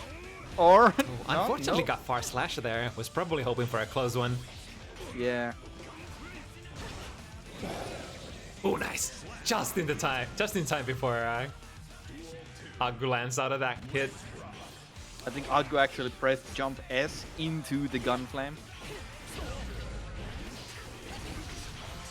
Ooh, makes it safe. Yeah, if you got safe jumps against Soul, you should have safe jumps against pretty much all of the cast. Movement, weird shit happens with the Tether on. And Plus? Is it plus that close by? Yeah, I think it should. Point blank, it should be plus as well. And then the further it goes, the more plus it is. But you know, the harder the plus frames are to utilize. Yeah. Gun block. Nothing gained. Okay. Uh-oh. Yeah, Oh, but it's That minus. looks really weird how the bringer with the tether worked, because it pulled the characters kind of towards each other. Yeah, that actually makes it more unsafe. Because the thing with grounded bandit bringer is that because it pushes so far away, you don't get punished. But if you get pulled together point blank, that's actually a throw punish.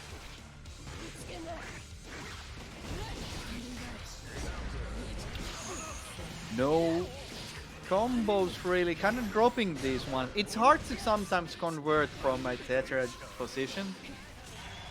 Uh-oh. Yeah, that's gonna not kill, but it's gonna be real close. Yeah. There we go, classic.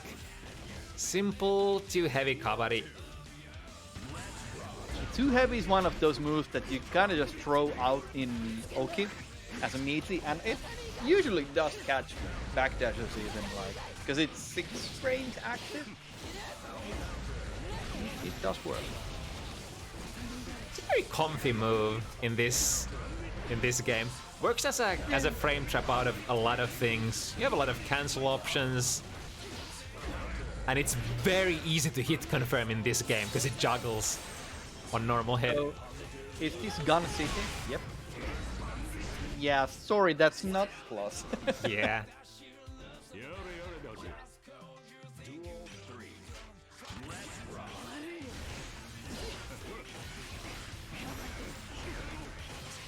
Actually, Yeah. 6H after a H kabari, I think that might be okay, considering the button is so fast.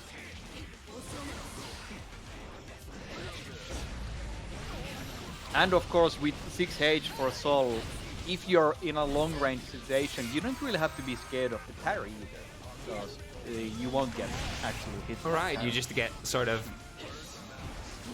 staggered for a while. Yeah, and if the parry hits on the first frames, it's actually minus. It's not even neutral position.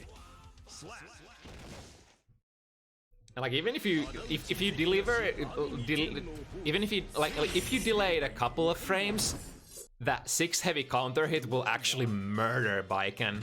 Yeah. That was AgguBaggu who took the last round, right? Yeah.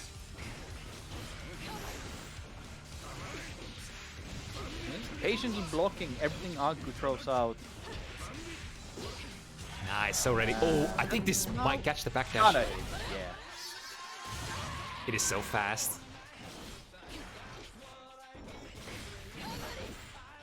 Okay, just blocking. I like this, like from Gas. Now, opting just to patiently block for a while and tries to find the gap between AgguBaggu's offense. Cause Aggu isn't going in either, so nothing really is happening. Gone. Yikes! Drops, but no meter for Gas. Yeah. Yeah, pretty much. I think that was a guaranteed setup. Yeah. After running out of Gas meter. could have done there.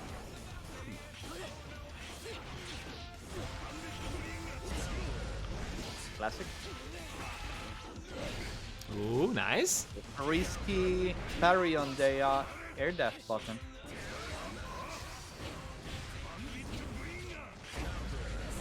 Far slash, godlike button really. Not the best of ranges, but a really good fish gun.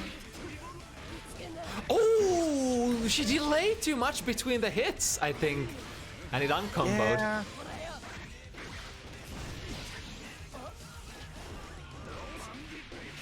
That should be enough. Yes, indeed. Honestly, if only Aggu had a stronger punish on those revolvers. Because now they're doing a lot of throws. It's, as said, it's -11, so you could get like whatever.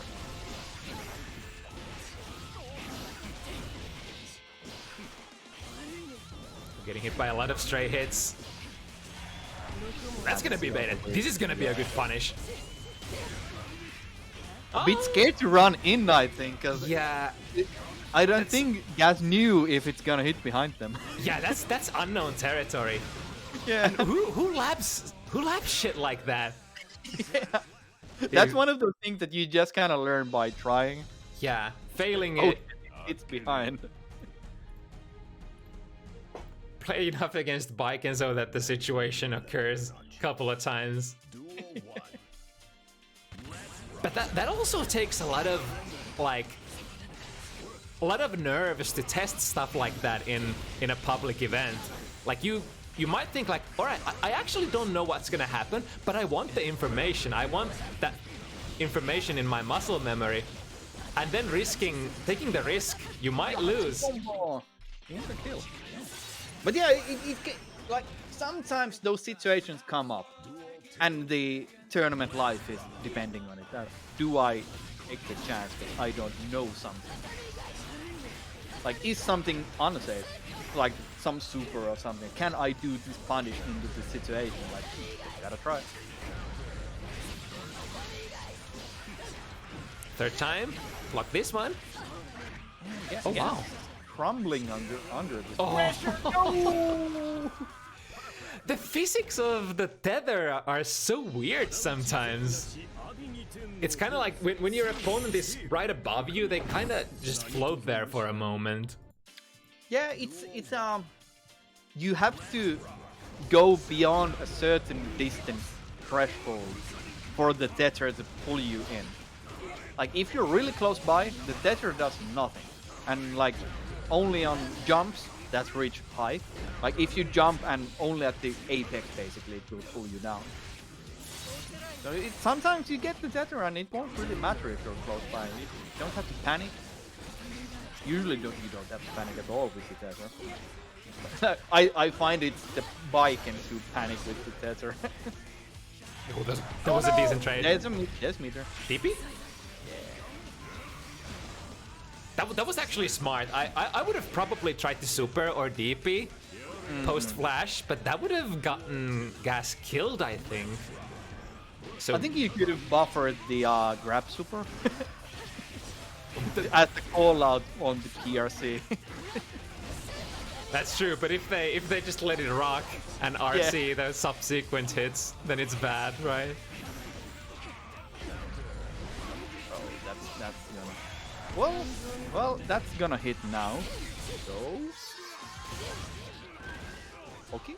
There we go. Okay. Ooh, cheeky throw attempt. Burst is here.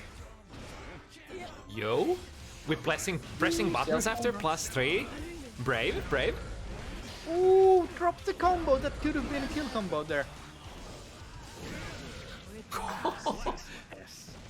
Anti-air 6S. Okay, okay, okay. ではかけさせやが Yeah, it has some boxes. Duel 1. Let's rock. Such a comfy tool. Does a lot of stuff. But on whiff, it's kind of risky, especially if the opponent is in the air. It's not the like godlike anti-air that it sometimes means to be.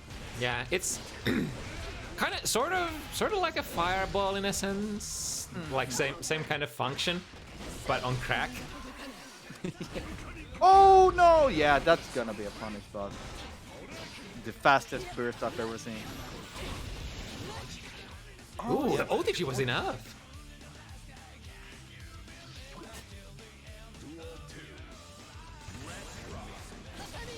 And so even. Whoa! Guilty Gear stuff? Everywhere. Okay, wait, which side? Hello? Yeah, I feel like that revolver was an misinput. Sorry. Nice. Ooh, we're What going is to this the damage? corner. Was it supposed to be a wall break ender?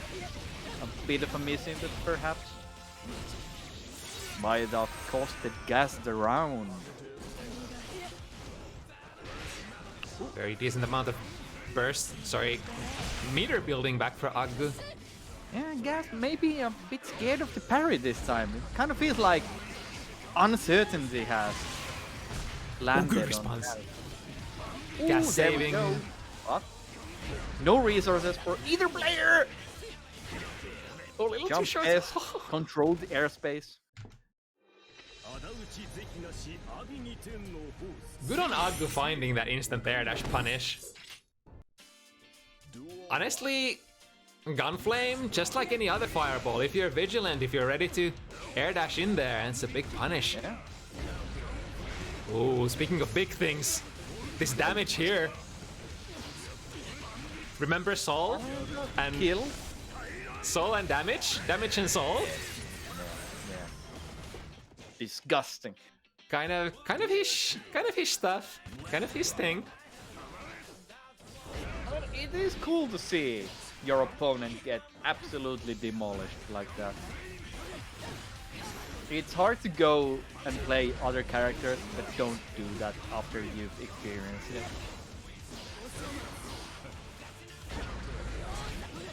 What? Oh no. A bit too far for the full combo. DPRC classic. But again, man. I don't know if Aggu knows the frame data on the revolver. He just goes for the throws and like this round would be over already.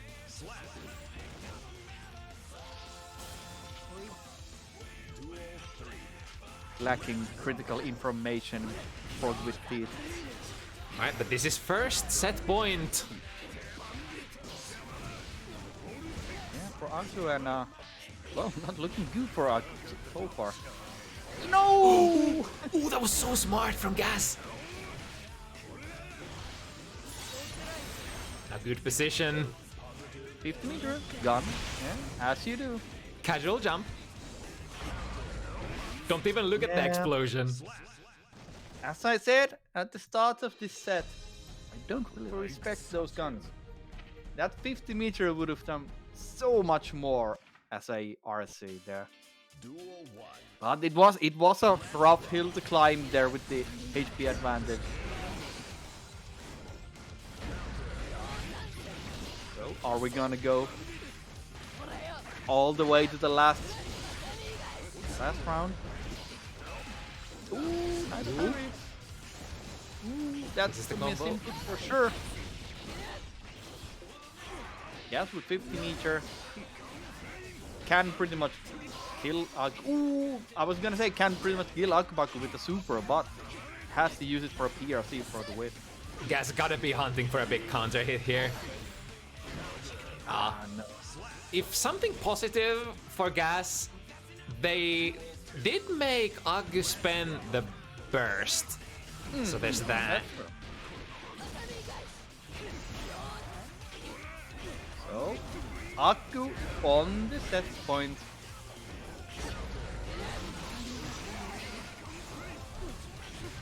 But also in the corner. Maybe time for a parry. Aggu needs something to happen here to keep the advantage. Oh, but this well, reversal is good. that worked. Equalizing the situation. Cats do not back there. Oh yeah. Life even. Ooh, just barely got away from the 2H. Yeah, Yosamsen blocked air, so very close. One more touch. Ooh! Oh, Happening! oh, but the trade! The last second. Aggu grasping the win 7-6. What a nail biter. We going all the time to final Luigi. These sets.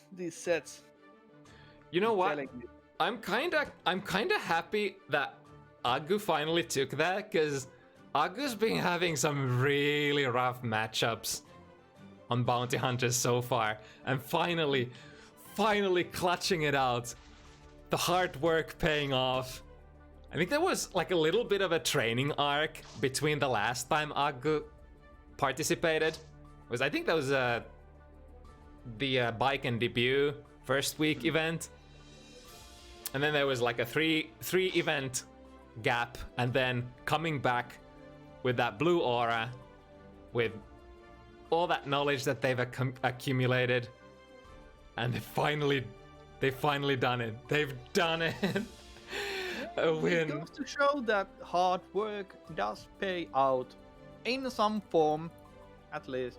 You might not, like, it's not guaranteed that if you work hard you'll win these FT7s, because it's always a bit of a gamble who you get matched against, but if you practice, you'll do better. Big thanks to Gaz, obviously, taking that matchup on short notice. This was another... Actually, was that short notice? I think... No, actually that... Yeah, initially it was supposed to be one of the Portuguese guys, but we swept that up pretty fast.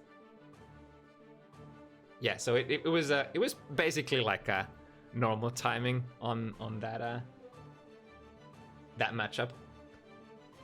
But it was sort of like coming back to Seoul on short notice after having ventured to the Happy Chaos camp for a while. Yeah, Happy Chaos. I think a lot of players have kind of stopped playing him. I think the character just might not be interesting enough for a lot of players. Because everyone always says that playing against Chaos is a bit boring because there's barely any player interaction unless you get really close. But I would imagine it's also the same for some people on the Chaos side, that it's just not really that interesting. Just do your own like rotation, the single player, and you win games. Like, yeah, cool. And it does take some amount of effort to sort of get the Chaos specific execution for your stuff. You gotta have like perfect timings on your cancel so that you can do the shot reload, shot reload, shot reload. Yeah, it's one of those that if you play the single player really well, you will just instantly win a lot of games, and there's not gonna be any competition really. But if you cannot do the single player part of Happy Chaos, you're gonna struggle a lot.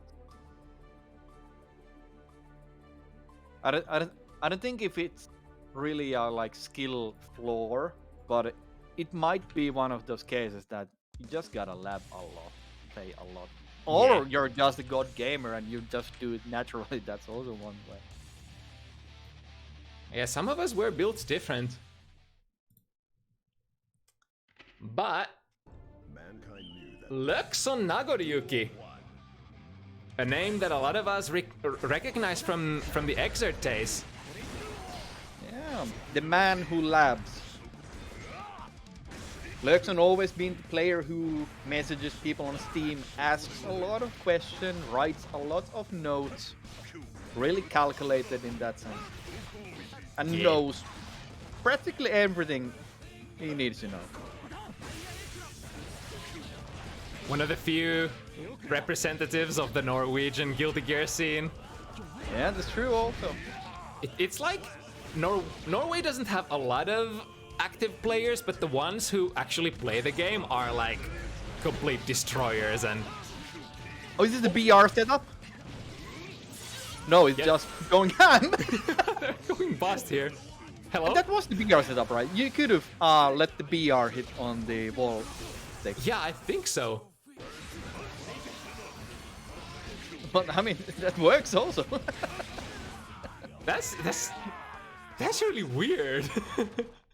Yeah, I mean, what can I say? Is it like so you purposely set up the Blood Rage, and then with the Blood Rage on you have like 50-50 mix up high-low? Yeah. To You win the do round. dash and 2 Beyblades, and then you should be popping in the corner after the DP. DP dash 2 Beyblades, something like that.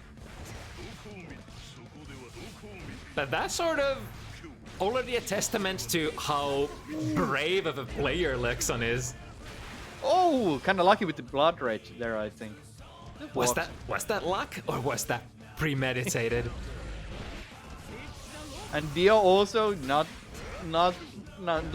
challenging the Blood Rage, opting to just walk back. That's gonna I kill. love that. Easy peasy. Third strike, y'all.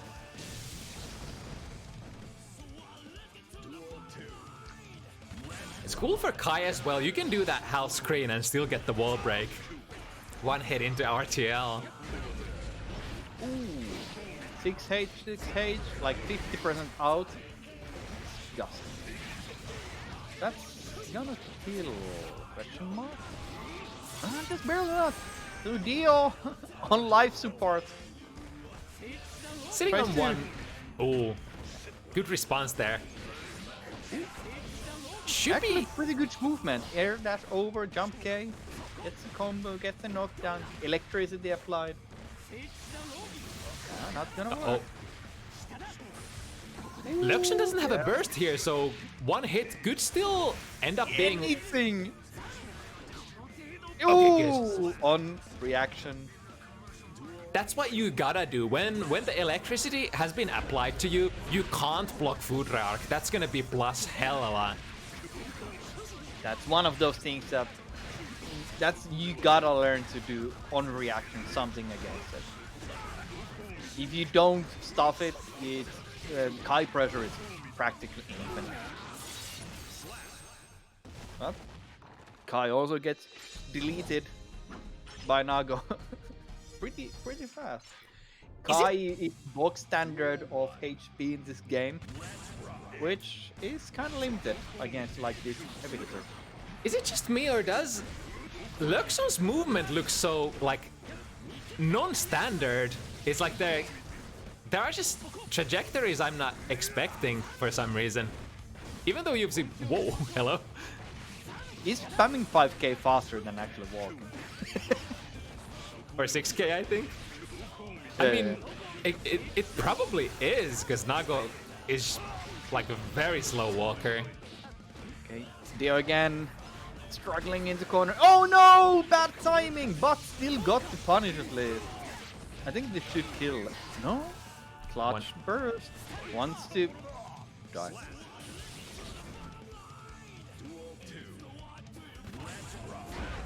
Yeah, Loekkson moving like a Slayer player, for sure. I guess this is like as close as you can get to Slayer in...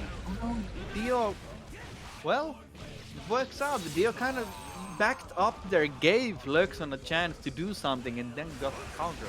Maybe calculated. Oh no, say it isn't so, senpai. Beyblade as an anti-air, always so disgusting. Oh no, that's blocked. Oh, it's not. Unless... No! Do you get it? Oh, this was a different combo that I see. I usually see the forward drift PRC. Apparently that also works. Wait a minute. Yeah, if you have 100 meter, it will always wall break, and it does pretty good damage. That's that pretty 100 good. combo.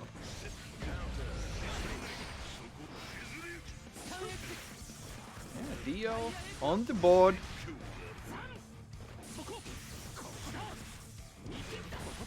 Yeah, 6H is pretty good on neutral.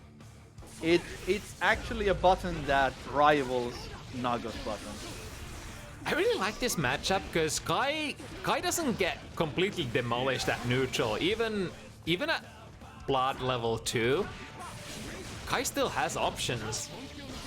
Yeah, the stun edge also, the S1 is pretty fast in the sense that you can sometimes throw it out. Like, Nago can't always just on reaction destroy you. Kinda cool, the double super. And under blood level 2, you can actually whiff punish Nago. Nice.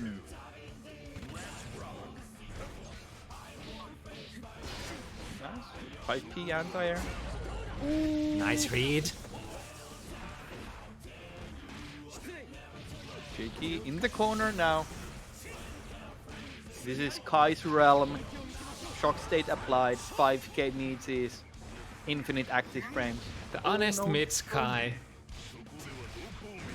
So, Blood Rage. Gonna pop. Here's also Next honest special. mids Nago. Ooh, there we go. Oh! Another one. Third one? Another one? Oh no. Did Leekolas actually go for it? I'm not sure if it's throw-in move. Yeah. Maybe. Yeah.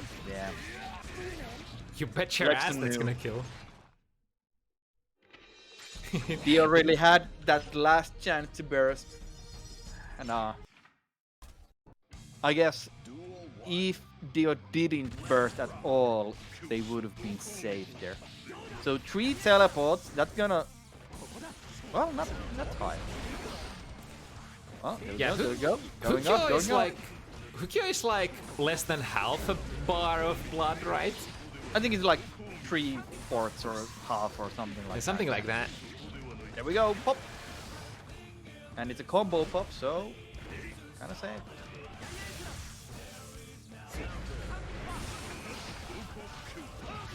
Yo! Oh, the that's DP a still kill. hits. But of course it Or does. is it? That's a kill. Oh, never mind. With the super, it would have killed. Like I think. said, that's not gonna kill. As you said, yeah. Oh, just get stomp stomped. him. Okay, Dio kinda shaking here. Wants to even up the scores now. Oh, Loekkson just knew. Intro bot. Oh no. Not a great punish, but even these small hits count really well. That's so smart. Loekkson, mask on. Ghetto time stop. That time stop is so powerful when you have 50 loaded. So, Dio, beat the meter. Oh no! Didn't do the super. This time, 5D work.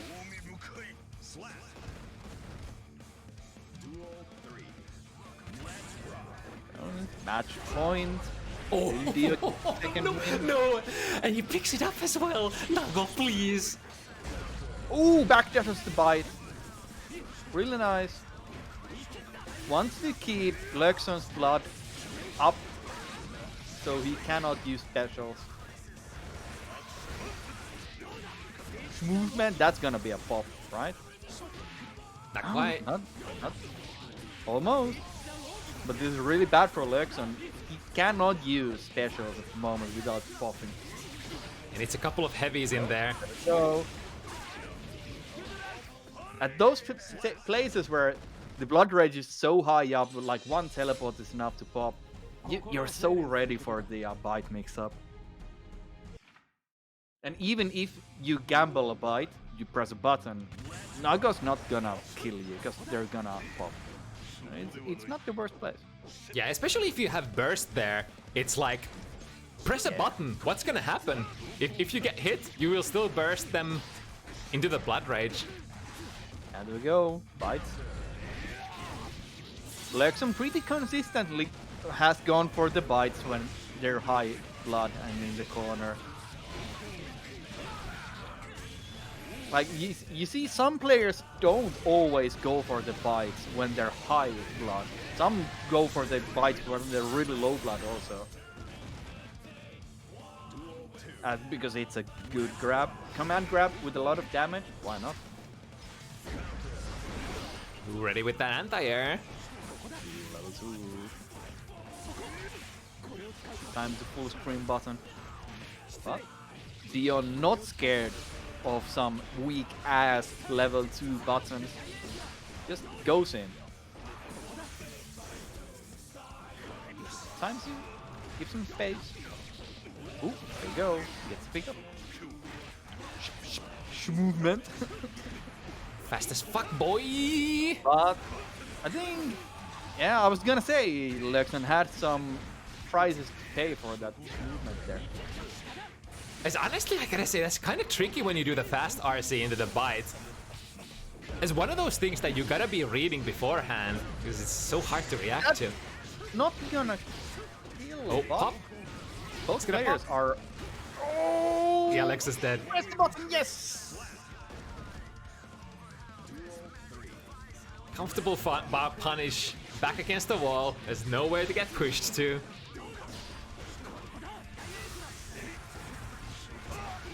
Okay, movement. Blocks, pop. And a big punish. Here we go. Oh no! A bit too far. But still, it takes out Naga's life enough for the situation to be favorable. Oh, the burst bait! No. Oh, this is... Oh no. But kinda wasted the meter. And a short burst bait. And that's gonna be it, right? Ooh. Wait, where's this XP? Sorry, 6 heavy? I think Loekkson knew that it wouldn't kill. So they tried to Oh, is get it the decrease it. that? Because I wasn't sure. It might have just left like 1 HP or something. Yeah. That little bit of hesitation, I guess, like, in that situation, you kind of just have to take the wall break, because if you let them tech out, it's not good either. Yeah, I would have gone for the wall break. Ooh, yeah. A bit too far for the actual punish. That's gonna be it. Yeah.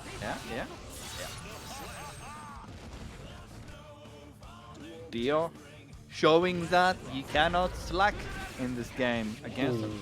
That's a good starter.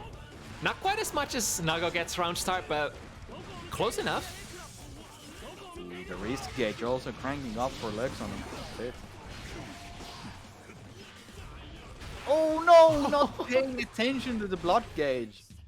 The best of anti-airs, blood rage activation. Yeah.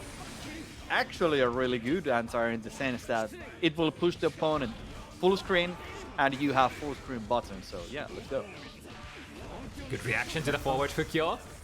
Yeah, on reaction. Yeah. Again. 2p works out. Good. Thing that practically all Nago players say that people do not press buttons on Fukyo forwards, but some do, and when you face these people, it's gonna be a lot harder to get in. Yeah, especially in that distance where there's like, if you see a Fukyo and it's back Fukyo, it doesn't end up mattering at all.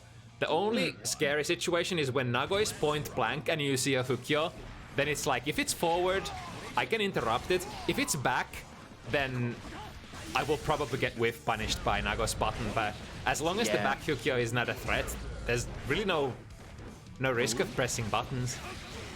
So a bit of a burst bait from Dio there. So Dio really had bad position here. No HP. Starving meter. Oh no. Decently But ready Dio, to. gotta point out that Dio has gone ahead in scores. Winning Indeed. 3 matches in a row. Ooh. That works. Yeah, not a lot of TPs also. Oh, there we go. A 5D here and there. Even though you don't RC it, it's still at least mental damage. Ooh, that looks like a hard First bait. I think, yeah. Okay. Oh yeah, Lerkuss cannot do the clone through the damages. Oh yeah, that's true. And especially if you're not in range to use Hukyo either, then full screen heavy fireball. Yeah. That's still very good. Ooh, that must have been like frame perfect after the block stun.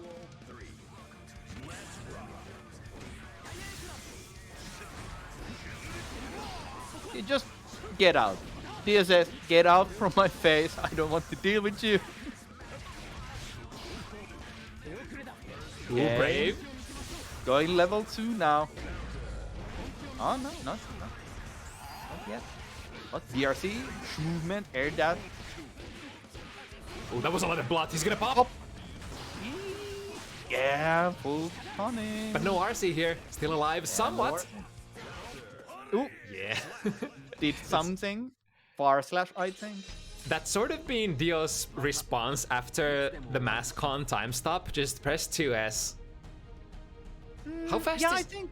How yeah, fast I is think- Nago's 2S? Yeah, I was just gonna check that. I don't think Nagama can't even compete with it. Because Kai's 2S is 9 frames, right? Mankind. Duel 1. Let's rock.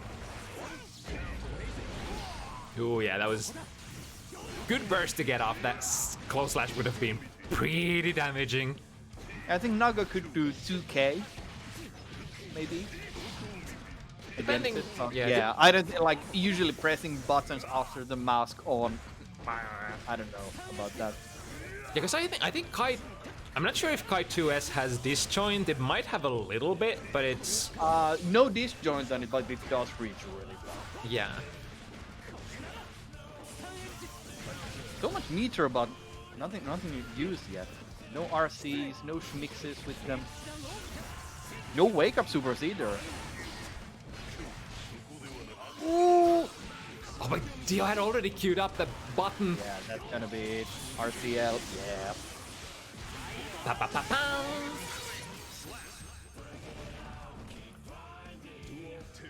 So, download complete? Question mark. It Loekkson does... haven't won a single match in a long while. now. Kind of seems like that. Dio's on a roll. Yeah, Loekkson got some wins in the early stages of the set, pretty much with the shock factor of holy shit, Nagaru damage, but Dio getting better and better. And less afraid all the time, like going forward way more. It's kind of... The more knowledge Dio got, the more their confidence level is rising as well. Ooh, PRC.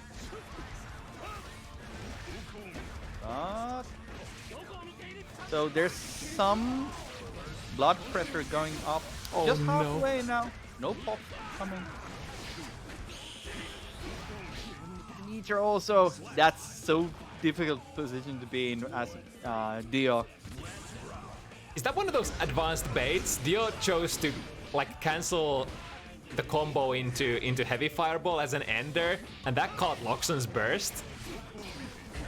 Yeah, I guess like why not sometimes try to like if you know that the opponent is gonna respect you after a combo, like because they expect meaty or a Oki setup. Just throw out something riskier. Alright, Dio starting the highway robbery. Let's see if it pays out. Oh, that must have been a like almost full range gold burst. Ooh, BRC. FC? Instant overhead. Secret tech. I think Loekkson waiting for the Fudora to come out. So pop and kill. Oh my god, Dio actually. Oh, Show! wait a second. Oh no! Oh no, Dio! Dio! That was a My kill. man. 5D. 5D could have been a kill. I think that was a missed. They could have like close slash or basically anything there. I mean, the throw is not too bad.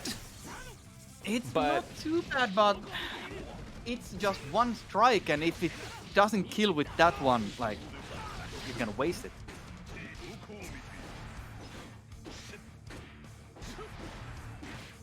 Well, good news is Dio still has a pretty okay buffer here. Yes, but another close slash catches the follow-up. And that's it. Yeah. Fast one. 71 seconds on the clock. That's called footses.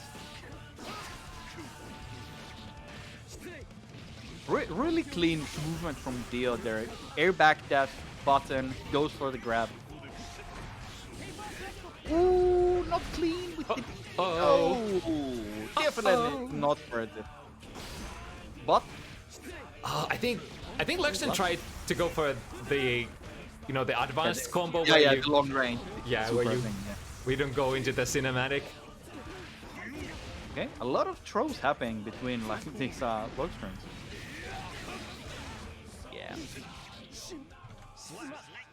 Damn. Now 2 in a row for Loekkson. Man, if that ends up being the turning point of the set, where Dio had an opportunity to take sixth win, Yeah. but didn't, and then Loekkson came back, oh man. Like, these are one of those situations that you will look back and think that, oh man, why did I do that? But weird shit happens in these tournaments and events that you might not do normally when playing. Yo, that was so ballsy. Ooh, bite into a kill. No. PRC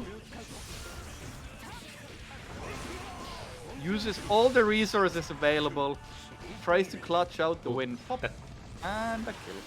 Oh, Throw again, but now this time has the RC. that was so close. Almost got hit by the Blood Rage startup as an anti-air again, but Oh yeah. I think because they didn't end up pressing the button, they didn't extend themselves into the Blood Rage, maybe.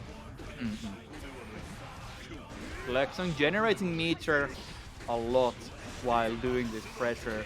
Dio gets jack shit while defending. And blood pressure, not looking good for Loekkson.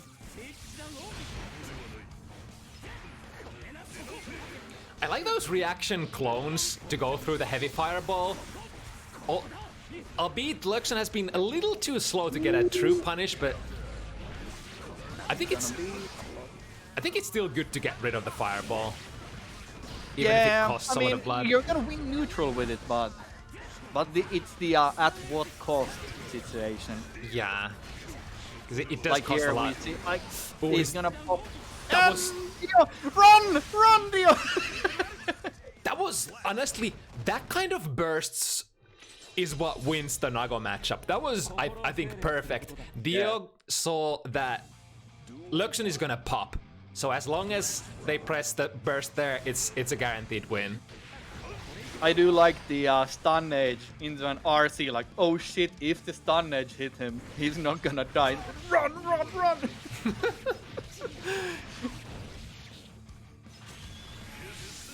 Naga damage. Pa pa pa pa pow! Gonna get a small Hard buff. decision to come back from, but Dio does have almost 50 meter now. But also kind of wastes it on FD. Like, man, FD is so expensive in this game. Like, you almost get the 50 meter and you have almost the opportunity to YRC or super. Then, like, blocking 2 hits with FD takes it all away. Loekkson level 2. Super Saiyan level 2, who the fuck is you? So close to popping. Oh! still going down with the blood, so has some resources to play with. Okay, Dio, full stick of butter. What's it gonna be? Kill? Surely that would have killed. I don't know. Are seeing Kai's throws just Into an pro so much? RTL? I think it would have. No! But 100 meters, that's gonna be fine. Ooh, actually, amazing option there. Oh! I would just honestly full screen RTL or some shit there. The meter's so important here. Oh, is that gonna reach? I think it can drift. Oh no! Oh!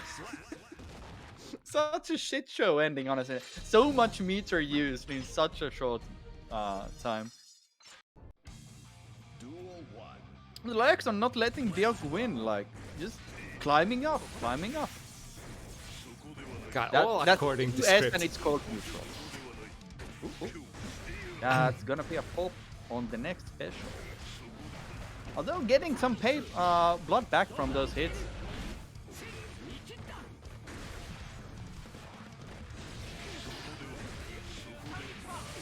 Ooh, that's one option for sure. Oh, coming up. It's so close. Anything? That's gonna be blocked. Ooh, that's burst. What's gonna happen? Oh. Yeah, in anticlimactic there. in Strive, bursts tend to always work.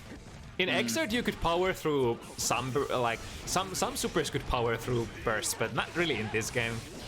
Yeah. Did I say Strive? I meant Exert. No resources left. Now gets him back with some landed hits. Power slash gives a good chunk of blood back. Oh, the throw! Oh my goodness, throws the Beyblade out of all things. You with the anti-air? Did this fucker just throw Beyblade? Yes, indeed. Don't see that every day. So again, level 2. Oh wow! No pop. Right? I thought that jump was good, man.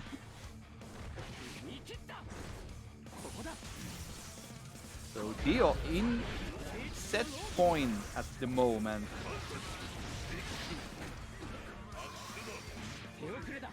Oh, not phased.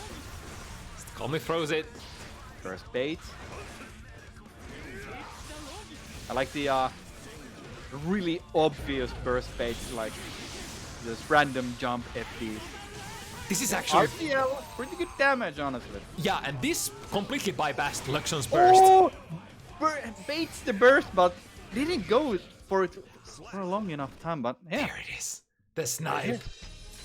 didn't go for the last final Luigi. Loekkson not able to clutch out the win there. I love that second last the conversion from DioGGu. It's like he was buffering RTL there. As soon as he saw the hit, just hit the button. No chance for Loekkson to hit the burst. And you basically got the guaranteed damage in. Amazing. Yeah, and those like one hit into a super, they will deal a lot of damage.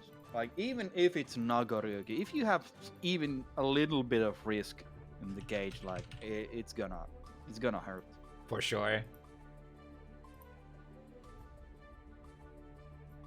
Another amazing script. Who wrote this? Oh, that's right. Me. There's been 3 final Luigis, and this is the 4th one that goes to 6-7. Been some tight matches.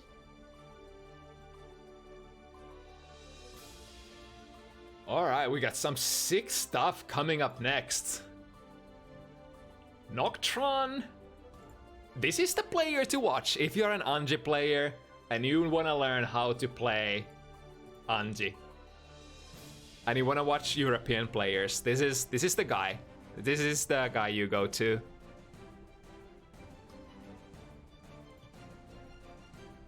Versus invalidvalue, still one of the highest win rates in Bounty Hunter still. So this is gonna be a big one. Yeah, two heavy hitters, not necessarily in terms of like characters, but the players themselves really are the people who grind a lot. Also, I think their character levels are really high for both of these players. You see Anyone who Noktron. has like, let's say, 3,000 levels in the game has been playing actively since launch. Yeah, and you see both these players attending like more often than not, just like almost pretty much majority of events that happen throughout the week.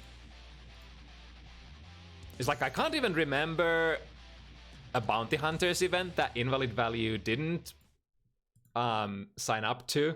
It's been so long. Yeah. It's just super active. There we go. What kind of ape bullshit will we see? Spin already. Paying out. Now, invalidvalue also kind of known for his crazy playstyle and doing a lot of battles. Not all Nagos do that, but I think Invalid usually has gone for more of the high risk, high reward stuff. Some things I want to highlight from Noktron, definitely watch like what stuff he cancels into when doing pressure, as well as the neutral here. How does Noktron use the spin at neutral? Because that's gonna be a crucial key. When does he use it? When does he not use it?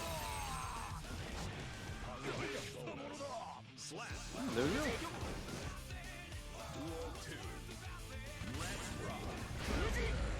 Round start spin kind of makes it whiff.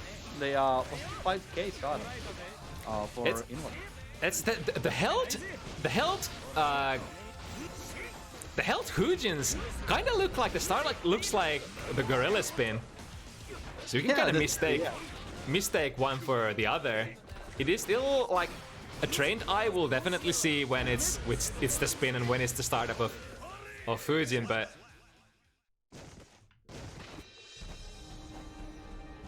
can be hard for people who haven't played the matchup that much. At first, fast one for Noktron. Gold burst. Big artsy. So spends all the meter, doesn't get that much, but has pressure on at least. Oh, now it's turn for Invalid. Go in, blood pressure goes up, stays there though, level 2. Noktron just patiently walking, but then eats something random and it's 50% gone. It's like 6 heavy into 6 heavy was like almost 1/3 of your life. Nago life. So a lot of meter spent again. Good challenge.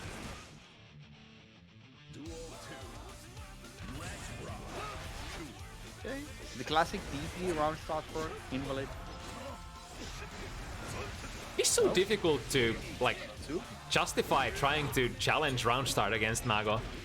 A lot of characters would just rather not.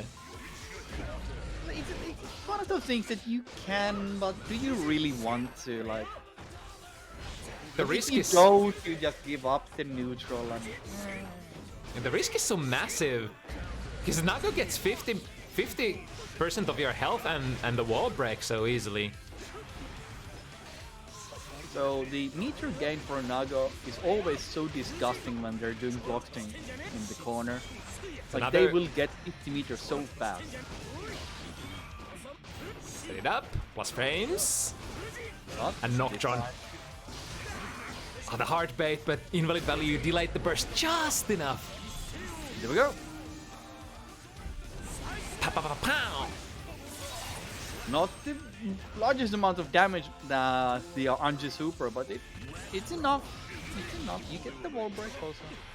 At least you have a super to break the wall with. I guess Faust does nowadays as well, but Yeah. gotta be thankful for the small things in life. Yeah, that's true. So that's gonna kill. Not even gonna be close.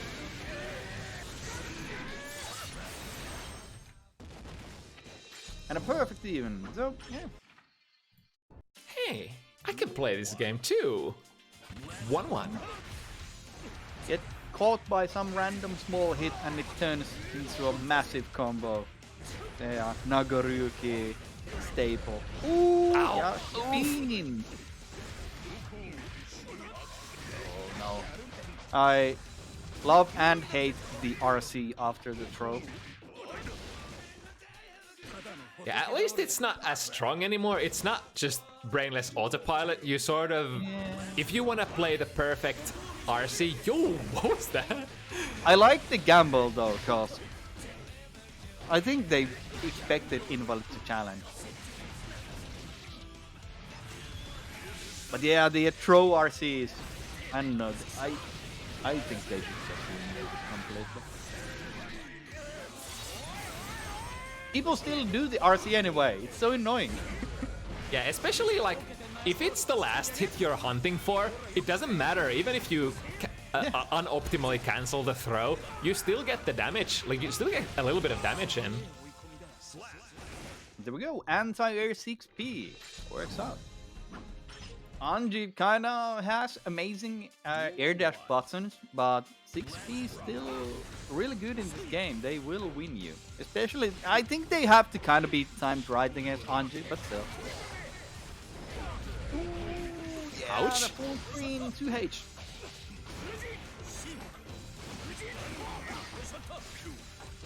Alright, wants to keep the momentum. Really want Noktron to stay in the corner. The perfect timing, the delay there on close slash. Yeah, Their forced to cancel. situation is really sad for Noktron here. I wonder if they're ever gonna give Anji like a actual conversion out of 2Ps, or is he destined to be that character who just can't convert it? Not many do have anything from 2P. Because 2P is kind of a dead end. So if you don't have amazing specials that combo from 2P, you just kind of can't do anything. I mean, honestly, all the top tiers can combo out of their 2Ps. True. Coincidence?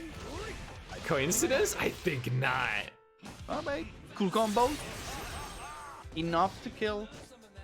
A weaker combo wouldn't have and would have to gamble after the wall break, so congrats for Noktron for doing the optimal stuff. Spin. Spin hasn't really been hasn't been working out for Noktron. Invalid just has the perfect read every time. Yeah, I think it's a lot to do with the Nago's way of gameplay that you don't just willy-nilly throw out buttons, and they do have a lot of recovery, so it's really hard to time stuff against Nago, I find. But of course, round start spin, it's a gamble, it works. Again, still one of those things that do you really want to gamble that? Movement. Ooh, finds the hit. Ooh, that's not gonna, yeah. That looked kind of whack. Okay. Not blocking, Nagi has.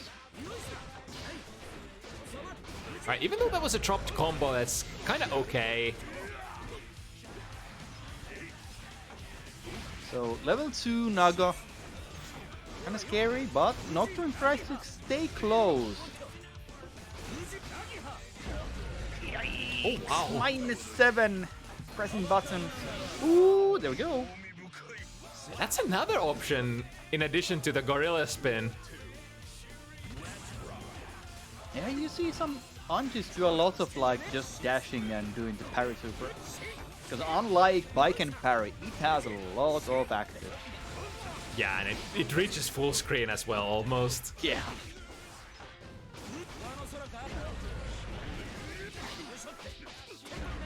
Okay, gets the frame trap.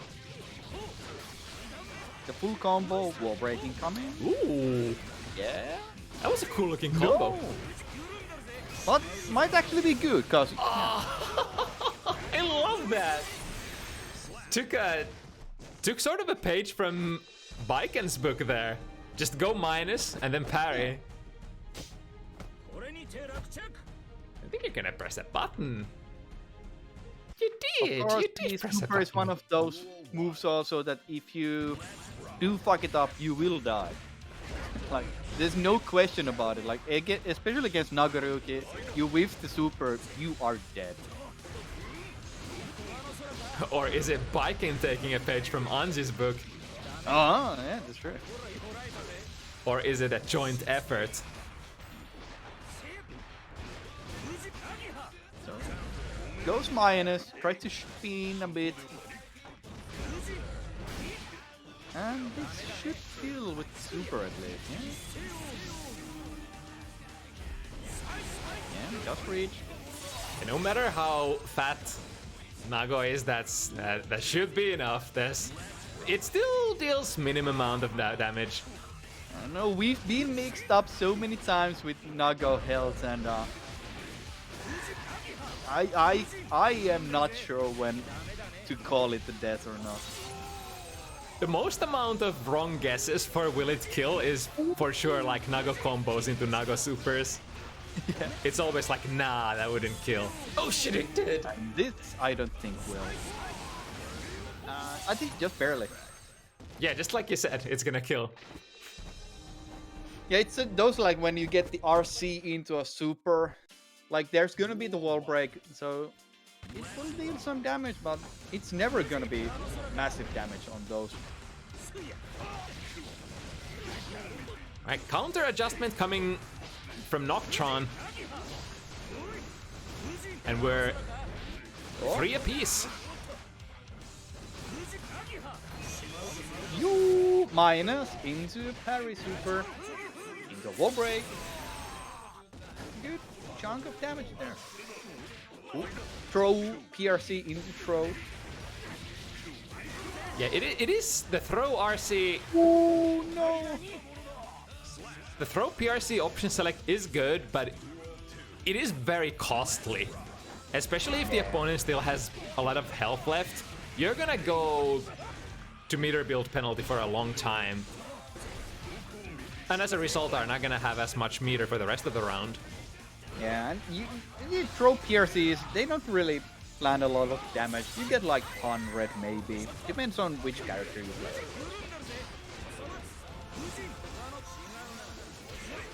Okay, PRC into YRC. Yeah, that was airtight there, but Noktron was not blocking. That's so fucked up. It's like, imagine dead angle from the old games. That's so plus that you can actually land stuff airtight. Man. They really did make that cracked. Spin goes through, but it's only 5k, so gets nothing from it. Uh-oh, self-cornering. And we're out. Gets out, but into the corner. Into the next corner. Yeah.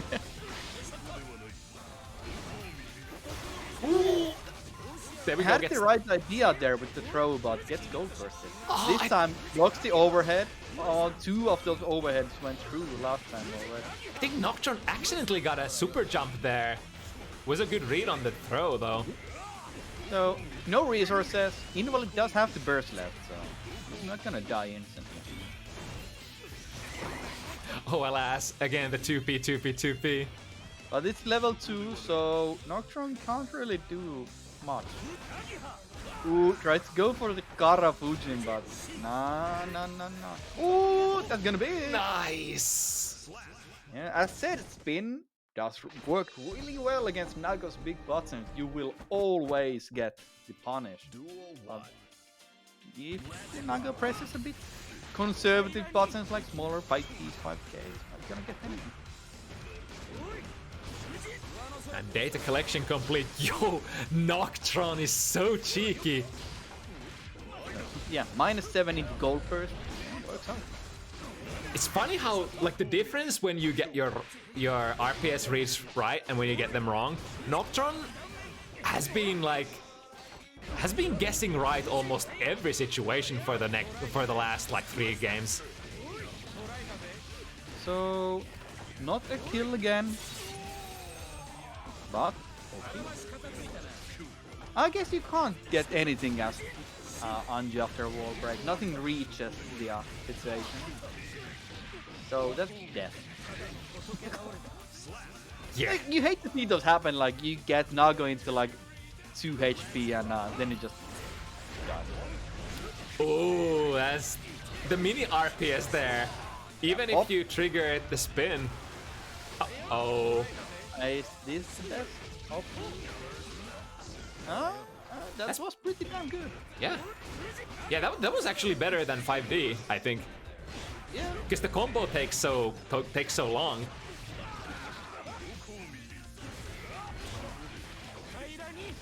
There we go. OTG, but not into a kill. I think it was cheap damage there that killed.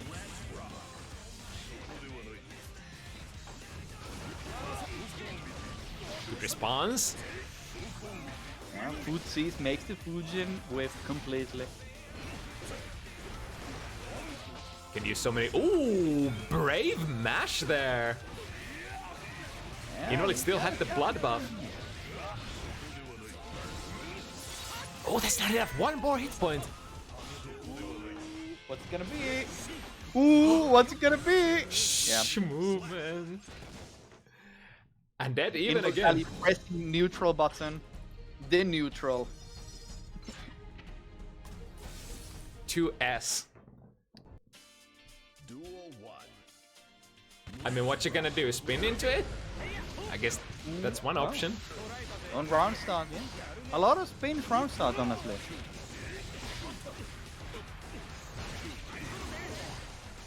Alright, that's a decent moment No to burst. pop? Yeah, Oh, there we go. brilliant. Just spin into it. It is still like a relatively heavy button, so you do have time to get your heavier starters as a punish if your timing was right. Again! Nice. How does Noktron know? Well, I guess it's one of those, like, if Nago is on level 2, they're not gonna do specials. And they do wanna abuse the fact that the buttons are fucking OP. So, I guess doing the parry super might be a good option. Also, anti damage. Yeah, Anji, it's you usually, when you think about characters that do a lot of damage in Strive, you wouldn't think of Anji at first, but Anji is definitely one of those. Yup. Bye. Throwing. The jump D from Anji is such a funny move. Changing the momentum. Oh! Decided to air dash back into the corner. I like the air's movement. Oh no, it's the overhead. No? Yeah. Yep. Oh, that was I so love the so smart. interactions there. But then the counter smart. Matching throw on wake up. Invalid. Desperately tries to get the throw. Duel 1. I mean, sometimes you gotta reach as a Nago player because you do have that extra throw range. Yeah, that's true. Works up. Danger already for Invalid. Like 15 backdashes in a row. I wonder if Hukyo back doesn't build negative penalty as much as backdashing, right? I don't think it does at all. Wait, does Nago even have a backdash? He does, right? Yeah, of course he does. I'm like, does Nago have a backdash? That's the dumbest question I've ever. What? Again! Does Nago have a backdash? Oh my god. Me smart. Go first, block. So we're in level 2 area for Nago. Hop, not prone. I think that was the first hop from Fujin. Ooh. Yikes. It's so close. I don't. Yeah, no kill. Nah, no, but it's really good because they get the ulti with the super.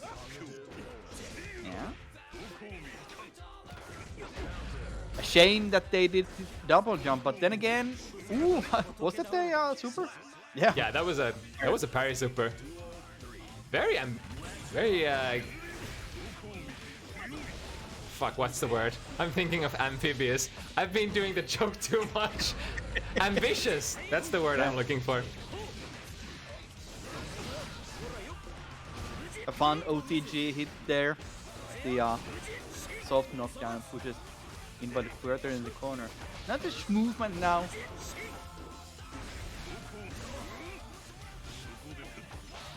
I like the 2P. Like, is you don't really get anything from it, but you still gotta respect it, because you cannot burst, of course, if they started doing 2Ps. I wonder how comfortably you could substitute that 2P for 2K for Anji. Was Anji's 2K was 7 frames, right?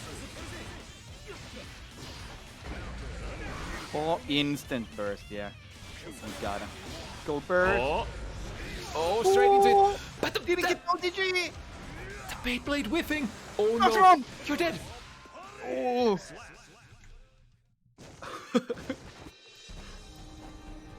Reaching for the skies.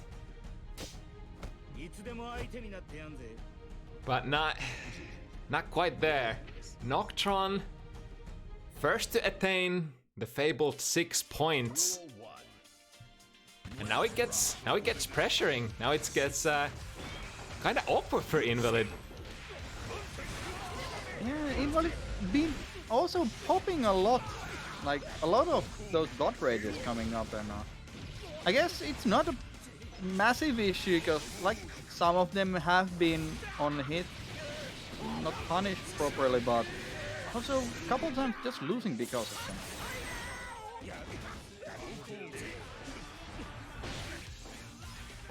Cheeky mash there. I think they thought that was a Fukio, but it was a clone. So Invalid is not gonna burst this one. But I mean, one combo is enough here.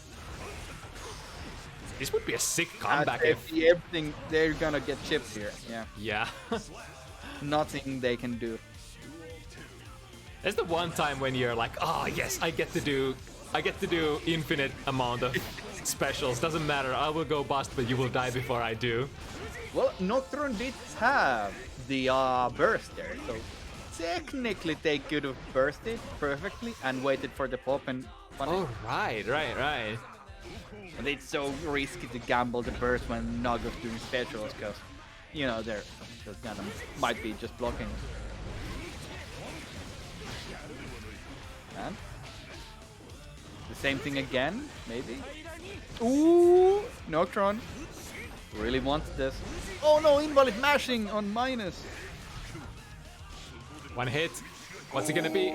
Oh! This is gonna be big. I love that. Oh no! Not close enough in the corner. One hit. Invalid so scared now. Just blocking. Oh, too close! There we go. That was, I wonder if that was a specifically a counter option as a read against Shin, but Well, that definitely works. 60 wins everything except Nagiha. Especially that close. Like, if they do the Fujin too close, and then they can only Nagiha afterwards. Because even Fujin itself is 2-. Yeah. And Nago 6P also reaches pretty far, so it's a good option to mash 6P sometimes.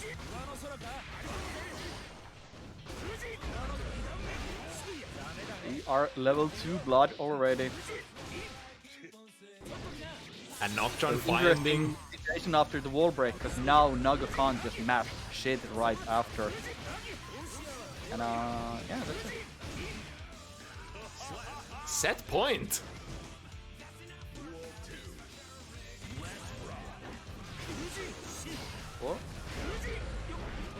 Ooh, that's a big one. You know, it's gonna build a burst here, but... Oh, goodbye. Good read. Blood in level 2. Trying to fish for the burst, it seems. Oh, Doing a lot of burst save stuff now. good block. I'm surprised Noktron didn't cancel that into RC. Oh! Not enough. Any hit will do it for Noktron. It's do or die time. What's it gonna be? Invalid ready to just use all the meter. Oh! Of course. The 2P. That time it does not matter whether that converts or not. That's enough. And Noktron, just a couple of games better. But man, was that again one of those games that could have gone either way. That was back and forth as hell. Yeah, back and forth, all the sets. I think it was really even. Like, I wouldn't have been able to guess who wins this.